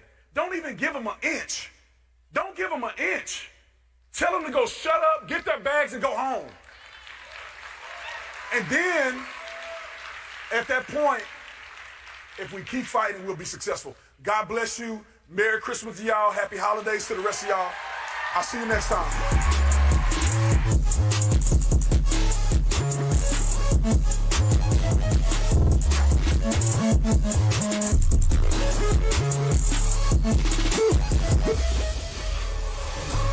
To everyone at Turning Point USA, I'm so bummed not to be there with you today. Every year, joining your annual conference is one of the things I really look forward to. You guys are amazing. You're incredible. Charlie Kirk, you're a rock star. This year's conference, I got to admit, looks amazing. A money cannon? Really, a money cannon? I thought Congress was the only place that we had money cannons. I want to thank you guys. Thank you for your passion. Thank you for your energy. I want to thank you for standing up and defending liberty in college campuses, in universities, in places where the angry totalitarian left is trying to silence dissent, trying to enforce uniformity. And the great thing about Turning Point is you guys are happy, happy warriors. You defend the principles of liberty. You defend free enterprise. You defend the Constitution and Bill of Rights with a smile, with a laugh, not taking yourselves too seriously, not like the angry, shrill leftists stomping their feet and demanding obedience. Instead, the men and women gathered here, you are happy warriors for liberty. And I'm grateful. I'm proud to stand with you. This whole weekend, I was down in Georgia, barnstorming the state of Georgia. I had planned to be there, but unfortunately, I'm up in D.C. in the Senate because we've got a vote today. So, instead of being there with you, cheering you on in person, I wanted to send you this.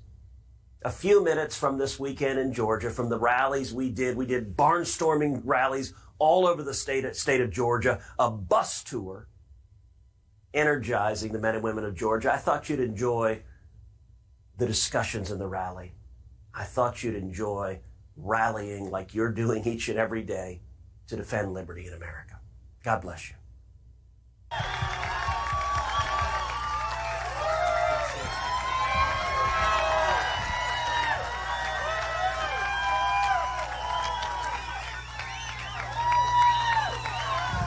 God bless the great state of Georgia. And God bless President Donald J. Trump.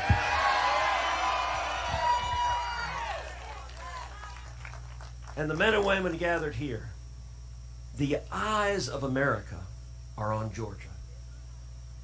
It is not an exaggeration to say that this U.S. Senate race, these two U.S. Senate races here in Georgia, are the most important Senate races of our lifetime. All over the country, the forces that want to destroy this nation are focused on the state of Georgia. Because Georgia very likely will decide control of the U.S. Senate. And let me tell you, if God forbid we see a majority leader Chuck Schumer, the damage to the country would be indescribable. If we have a Democratic majority in the Senate, they will raise your taxes. If there's a Democratic majority, they will pass the Green New Deal and destroy millions of jobs.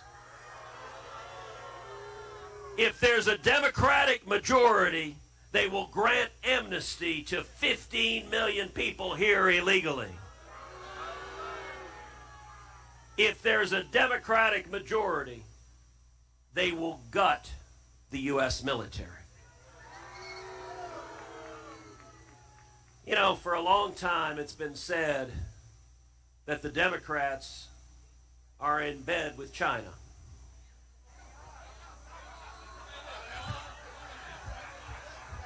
Now it's just a little more literal. Listen, as the son of a Cuban immigrant, many, many times I have said, screw the commie bastards.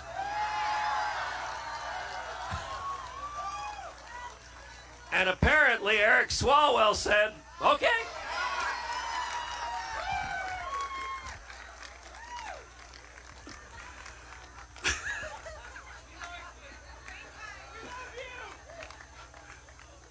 But these are the stakes. And if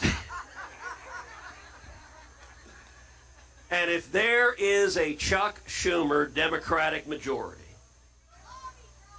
they will pack the U.S. Supreme Court with 4 left-wing judicial activists who will destroy our free speech, who will destroy religious liberty, who will destroy and seek to erase the Second Amendment from the Bill of Rights. But I'm here this evening to tell you that ain't gonna happen.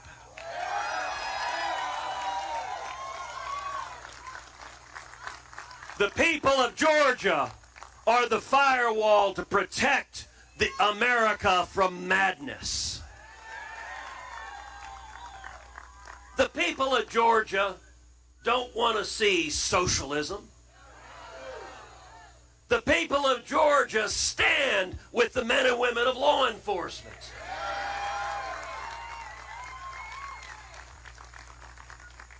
And I got to tell you, I'm inspired. I'm inspired by you. I'm inspired by the men and women who are gathered here because you are quite literally, you are fighting for the entire country. All 50 states are watching you, are right now counting on you to protect our rights. We are going to win. And let me tell you something else. We got to stop voter fraud. We got to expose voter fraud. And anybody in Georgia or any other state that is involved with voter fraud, they need to be prosecuted and put in jail.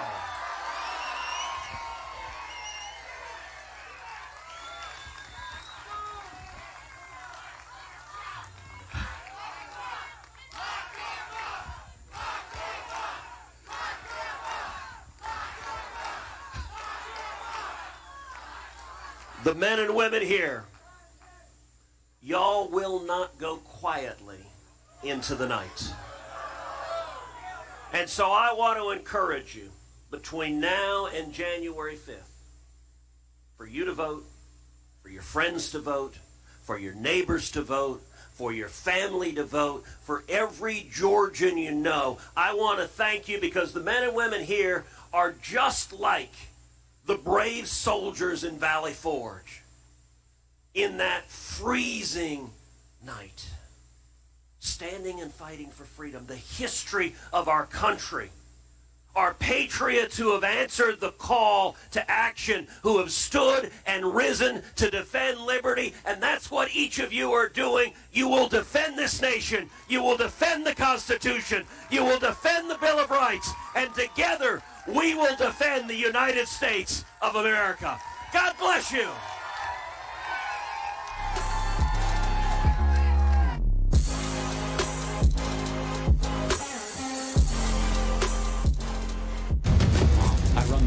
largest pro-American student organization in the country, fighting for the future of our republic.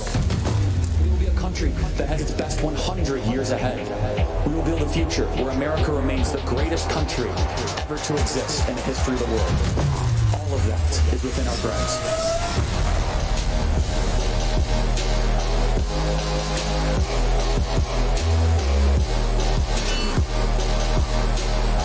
Hey everybody.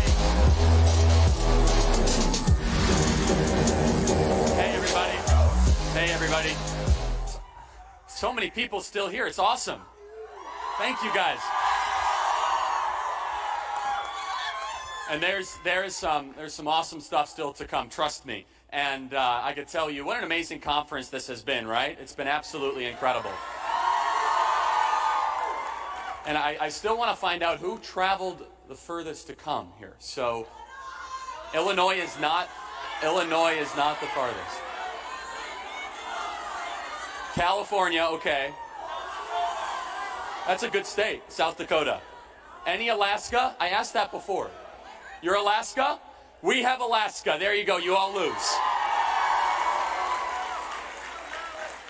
We love the state of Alaska.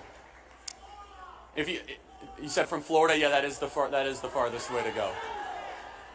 Massachusetts, not my favorite state. How about the high schoolers out here?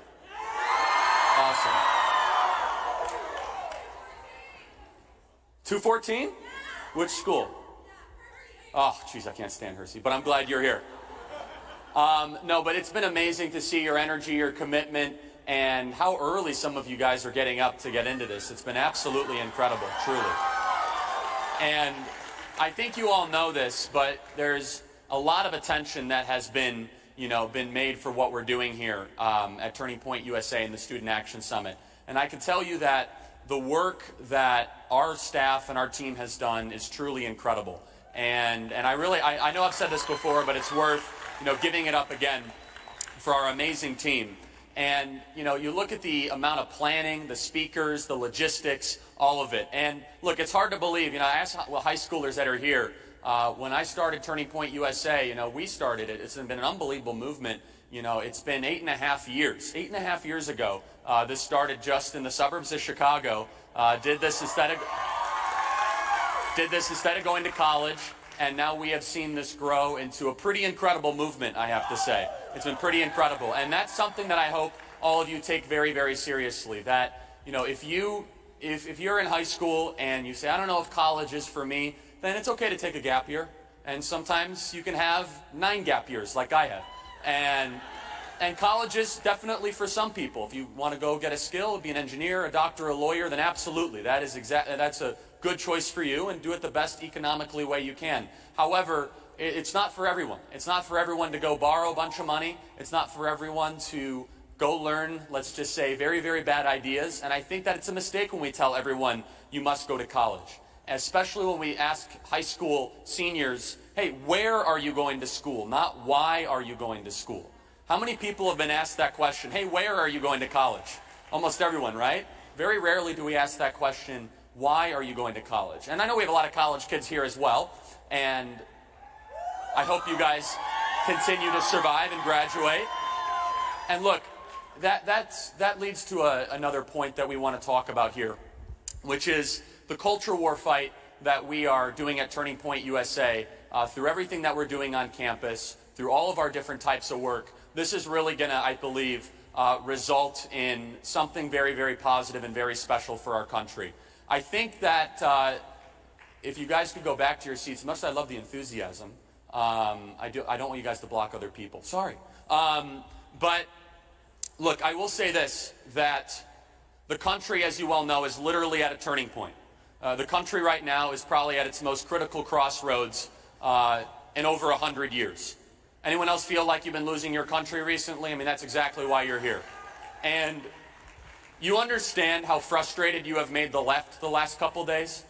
They would have, the fact that they see energetic, they see happy, young conservatives gathering while they told everyone to sit down and shut up and stay at home, this is exactly and precisely what we need to continue to do, which is organize, which is to start chapters, which is to get our voice out every single day. And that's exactly what we have done here at Turning Point USA. I mean, you just heard from Brandon Tatum, who's absolutely incredible. Brandon was with us at Turning Point USA for a couple years, and you look at the amazing people that have been working with us and going to college campuses. I mean, I think we can all agree the world is a better place because of Candace Owens. Won't we all agree with that? And, you know, you look at what she has been able to do. You look at, and she was Turning Point USA's communications director for a couple years. And every single person here can make that kind of impact. If you, and by the way, we need conservatives to become teachers. We need conservatives in the arts. We need conservatives in every single sector. We need conservative entrepreneurs. We need all of it. And so I think that what's really beginning to happen, which is truly exciting, is that the left is going to hit a moment when they will almost assuredly collapse under their own weight, under their own radicalism, under their own bad ideas. And what is going to fill the place? That's exactly right. We are.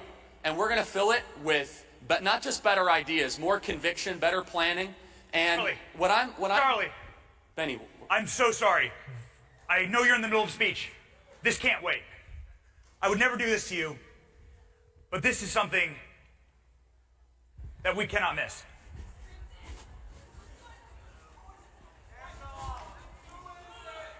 Hello? Who's there?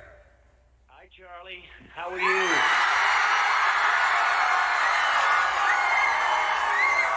That sounds like a big crowd of beautiful people. Mr. President, we have... Hi, Charlie. We have 4,000 students here. It's amazing to hear from you and our Student Action Summit. And thank you for calling in. I mean, we have your back 100%, by the way. 100%. I know you do. I know it. Charlie, and I appreciate it. I appreciate everybody there. I've spoken for Charlie numerous times, and we've always had a great time. And we are fighting really for the country, because this election, we won this election in a landslide. They dropped hundreds of thousands of ballots in each state. It's all documented. The problem is we need a party that's going to fight, and we have some great congressmen and women that are doing it, and we have some great fighters, but we won this in a landslide. They know it, and we need backing from, like, the Justice Department, and other people have to finally step up. But I just want to thank Charlie for the support. Charlie's always been there. I watched you the other night with Steve Hilton, who's a great guy, too.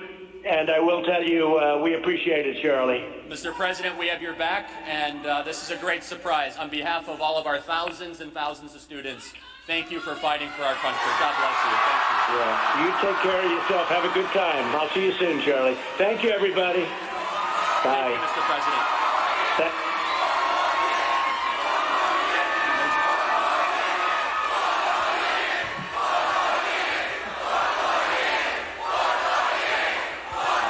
I think I should give this back to you, Benny. Well, that was pretty cool. Look, this is why we love our president. He's in Washington, D.C. negotiating the stimulus bill, but he wanted to make sure that he talked to you, and he said many times how much he appreciates the work that you're doing for our country in many different ways. And so now, and look, what other president besides President Trump would do something like that? It's pretty incredible, right? So it's pretty awesome. So please take your seats back, guys. Again, it's awesome. So I want to touch on two other things. And by the way, please post that widely on social media so the fake news can see that. And so I want to get to one other thing here, which is all of you have had the amazing liberty of being here the last couple days, right? It's been amazing. And with liberty, we talked about, comes responsibility. So now what's the responsibility of being here? What is that? It means in the next couple days, you absolutely take action, right? But in the next couple days, speak up, speak loud, but also understand you were probably around a couple thousand people the last couple days, right? And you should tell the people you're about to see in the next couple days where you were. But I mean it in another way. just give people the information, because some people, if they find out you're around a couple thousand people, they might not want to see you for Christmas, and that might be okay. But that's what liberty is all about. And I mean that very sincerely, because I have some relatives that they said, oh, we'll see you in a couple weeks. And I said, that's fine. I said, that's okay, because they know that I've been crisscrossing the convention center, because you've had the liberty to be here, right? But then you have responsibility. So the incorrect way to handle you being at an event like this is all of a sudden you just proceed accordingly. You say, you know what, I was just around a couple thousand people, even if I'm feeling fine and all of that. That is how mature people would handle the situation, because you've had an amazing blessing of liberty. So you just tell people, by the way, most people say, yeah, I don't care, whatever. But if some people do, that's your moral obligation to do that. You guys understand that? And I know that a lot of you take that very, very seriously. And the other part is this, which is use this conference and use this event as the beginning and the starting point. You are in the midst of the most amazing political moment that, I mean, definitely in all of the combined lifetimes in this room. But it really is a question of whether or not this country is going to exist or not. It's that simple. It's whether or not the United States of America will continue to exist. And it's wholly dependent on our generation. Now, we're up against very committed but fragile people. It's true. When we confront them, when we play offense, they don't know how to handle that. That's why we must play offense in every single arena. We become content creators. We become musicians. We become actors. We do everything in every arena under a belief that we're going to preserve and protect this country in every way possible. And I have to tell you that if people say, Charlie, what gives you hope? I say, well, first of all, look around this room. How does this not give you hope? It's one of the most amazing things. Secondly, hope is only as good as the action that follows. If you came here and you had a wonderful time and then you just kind of remain anonymous on social media and you don't do anything after that, that is not the proper course of action. You make a battle plan where you say, I am going to go run for that student body presidency position. I am going to go all of a sudden and start that Turning Point USA chapter. Or I am going to start that business. Or I am going to confront that liberal friend. And look, I'm a big believer in this. And just some life advice, just turn all notifications off of social media. Social media is destroying our generation. It's a disaster, okay?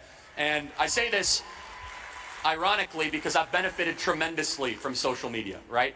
But every single time that you guys are spending those hours, look at your screen time, by the way, it'll horrify you. 6, 7, 8 hours, I guarantee is the average screen time in this room.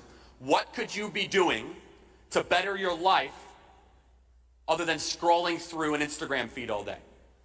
What could you be doing that could actually be creative or positive? That's not to say it's not necessarily negative. I deleted all my social media apps. I can tell you it's one of the most liberating things I could possibly tell you. Now, somebody say, well, where am I going to get my information? I think that's fine. Keep one. And here's some life advice for you guys. Take at least 2 hours a day where you put your phone in airplane mode. I know that might be like heresy for this crowd. I'm telling you right now, you will be a happier person. You will rediscover your humanity. And then all of a sudden, you'll start thinking clearly. Like, maybe I really don't care about, the dopamine rush that might come right after I pick an Instagram, post an Instagram picture. We are built to be human beings. These devices are destroying our capacity to relate with one another. You're already basically a quasi-cyborg, whether you realize that or not. You are. And when you spend 8 hours on a particular device, that's not good for anybody. So what's the opportunity then? The opportunity is, and this is by the way, this is one of the reasons why they wanted to lock us down indefinitely. They didn't want us to actually have human contact. They wanted to stop it at all costs. The opportunity is this, is that those of you that are brave and wise, you will be in charge of this country in the next couple decades. It doesn't even matter about politics anymore. Here's why. It's because the left, they are the opposite of wise and they're cowards. So how do you find wisdom? Well, some people say life experience. Okay, you guys don't have that yet. Okay. You read the Bible and you ask people that have lived. It's that simple. You read good works. You read great books. And then you ask other people that have lived good life. How do you find bravery? Bravery, believe it or not, is a conscious step. That's it. All it takes to be brave is to first say, I want to be brave. I know that sounds weird. Bravery, some people say it's in the DNA. Maybe it isn't. But it takes If you actually study the greatest acts of bravery, it's because they were inspired by other people, and it creates other acts of bravery. I was inspired by the great Andrew Breitbart. I was inspired by I was inspired by Donald Trump. Are you kidding me? When I see a man like that, who has been character assassinated like that, to keep going. And so no matter what you want to do in your life, if you, our generation will have to go through a reckoning. And I'm technically a millennial. I know we have basically all Generation Z here, but just putting them both together, if our generation decides to be cowardly and the opposite of wise, basically a bunch of hypersensitive fools, the country will be lost. It's that simple. But here's the beautiful thing. In your relationships, in your schools, in your businesses, people are looking for leaders right now like I've never seen. Every single one of you are leaders. Some of you say, I don't know if I can be a leader. I think partially some people are born with a natural inclination to be better leaders than others, but leadership can also be developed and it can also be taught. It's very simple. Leadership is just getting your aim right, focusing on something that is good and that is true and working very hard at it, and doing what you do privately is what you say publicly. That's what leaders do. That's it. And what we have right now is an entire generation that is being instructed, you guys know this, through social media, through teachers, to, at all costs, do not ever confront, people in charge. Do not dare pursue truth or beauty in the world. You see, college, and a lot of you guys are in college, is supposed to be about the pursuit of truth. That's really what college is supposed to be about. It's the opposite of that now. Now college is, how can I make you believe that there is no meaning in the world? It's an evangelistic exercise in believing in nothingness. And this is where the opportunity is. This whole thing is going to fall apart on them sooner rather than later. Who's going to fill the void? You will. You will be the next person that people will look to. In 5 years from now, you'll be up on the stage. You could be if you want to. And maybe you don't want to. Maybe you want to be the person that helps finance that behind it. Madison Cawthorn, 25 years old as a is that not inspiration for how you could change the world? We are in a post-institutional era in this country. And I say this as respectfully as I possibly can to the amazing mentors and people with lots of wisdom. But the generation before us is about to leave us in a worse country than they lived in. I mean this with as much respect as I possibly can. And it's for a variety of different reasons. One of them is they underestimated the left. Do you know what I love about our generation, the young conservatives? We do not underestimate the left. We don't. You know why? Because all of you have been bullied, targeted, lost jobs and friends from these people. You understand how nasty they can be. You understand how personal they get. And so by the time you turn 20, your parents are like, oh, I get this all the time. Well, I'm kind of a moderate, but my 20-year-old, he's really conservative. I'm like, why do you think that is? He's like, oh, he got radicalized on YouTube. I'm like, really? That's your excuse? Oh, yeah, he spent too much time, but that's okay. You know, he loves your content. It's all good. I say, do you ever think for a second he's more conservative than you because he's actually stood for something in his life? Do you ever think about that? How many of you have parents like that where they're like, calm down, you're a little too conservative? Yeah, a lot of hands going up. Some of you guys know hands up, which is good. You have great parents. But the point is this, is that this is a generation that a lot of parents have no idea what's going on. They don't understand. This is a personal fight that the left wants to wage on you. So what do you do about it? Is that you find specific steps of how you can improve your life, and you take responsibility for your actions. That's the other thing. Is I can't stand more than anything else. We're teaching people to become professional problem blamers. How do I blame other people for my problems? Oh, I'm doing this, I'm doing that. How do I blame? It drives me absolutely nuts. If everybody here made a commitment to become a better person the next year, that's actually how you end up changing the world more than anything else. Maybe I'm going to stop doing that chemically addictive substance. Maybe I'm not going to spend the 7.5 hours on my smartphone. Maybe I'm not going to keep on visiting those websites, whatever it is. And we don't talk about that enough because in the culture that's currently been created, it's always blame other people for those issues and those problems. So here's the opportunity. It's up to us. It's our generation. No pressure, but if we screw it up, the country's done. It's that simple. The good news is there's a lot of us, and we have truth, and we're ready to fight. And that's exactly why we're here at Turning Point USA. Tomorrow we have an amazing day with the Vice President of the United States, which we're very, very excited about. The giveaway I mentioned yesterday is still going on. If you guys want to participate in that, you guys can email us freedom@charliekirk.com. And also, guys, I'm telling you right now, already start to think about how you're going to use what you learned here to go make a sizable difference in your community, on your campus, to effectuate change. One person in one campus is exactly how we can take this country back. So people say, Charlie, what does success look like? I want our generation to love America again. It's that simple. I don't want America to be a debated topic. And that's only going to happen through the increased action of every single person in this room. And also, the final thought. Meet as many people as you possibly can here. Make connections. You find a speaker in the hallway and you liked what they had to say, and that's somebody that you want to be one day, then go ask them questions. If people say, well, Charlie, how do I get where you are, where you're doing? I'll be very honest. I was relentlessly scrappy, and in a lot of ways still am, to just ask for meetings and ask people for advice. The amazing thing about people that have lived a little while is they actually want to give advice to young people. It's not enough young people actually ask.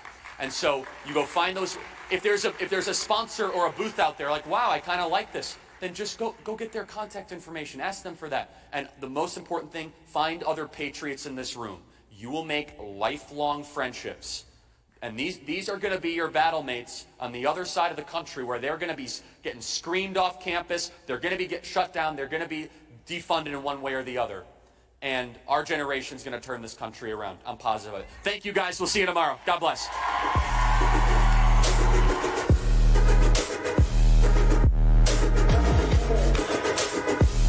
Ladies and gentlemen, thank you so much for another great day. Please check your email for information.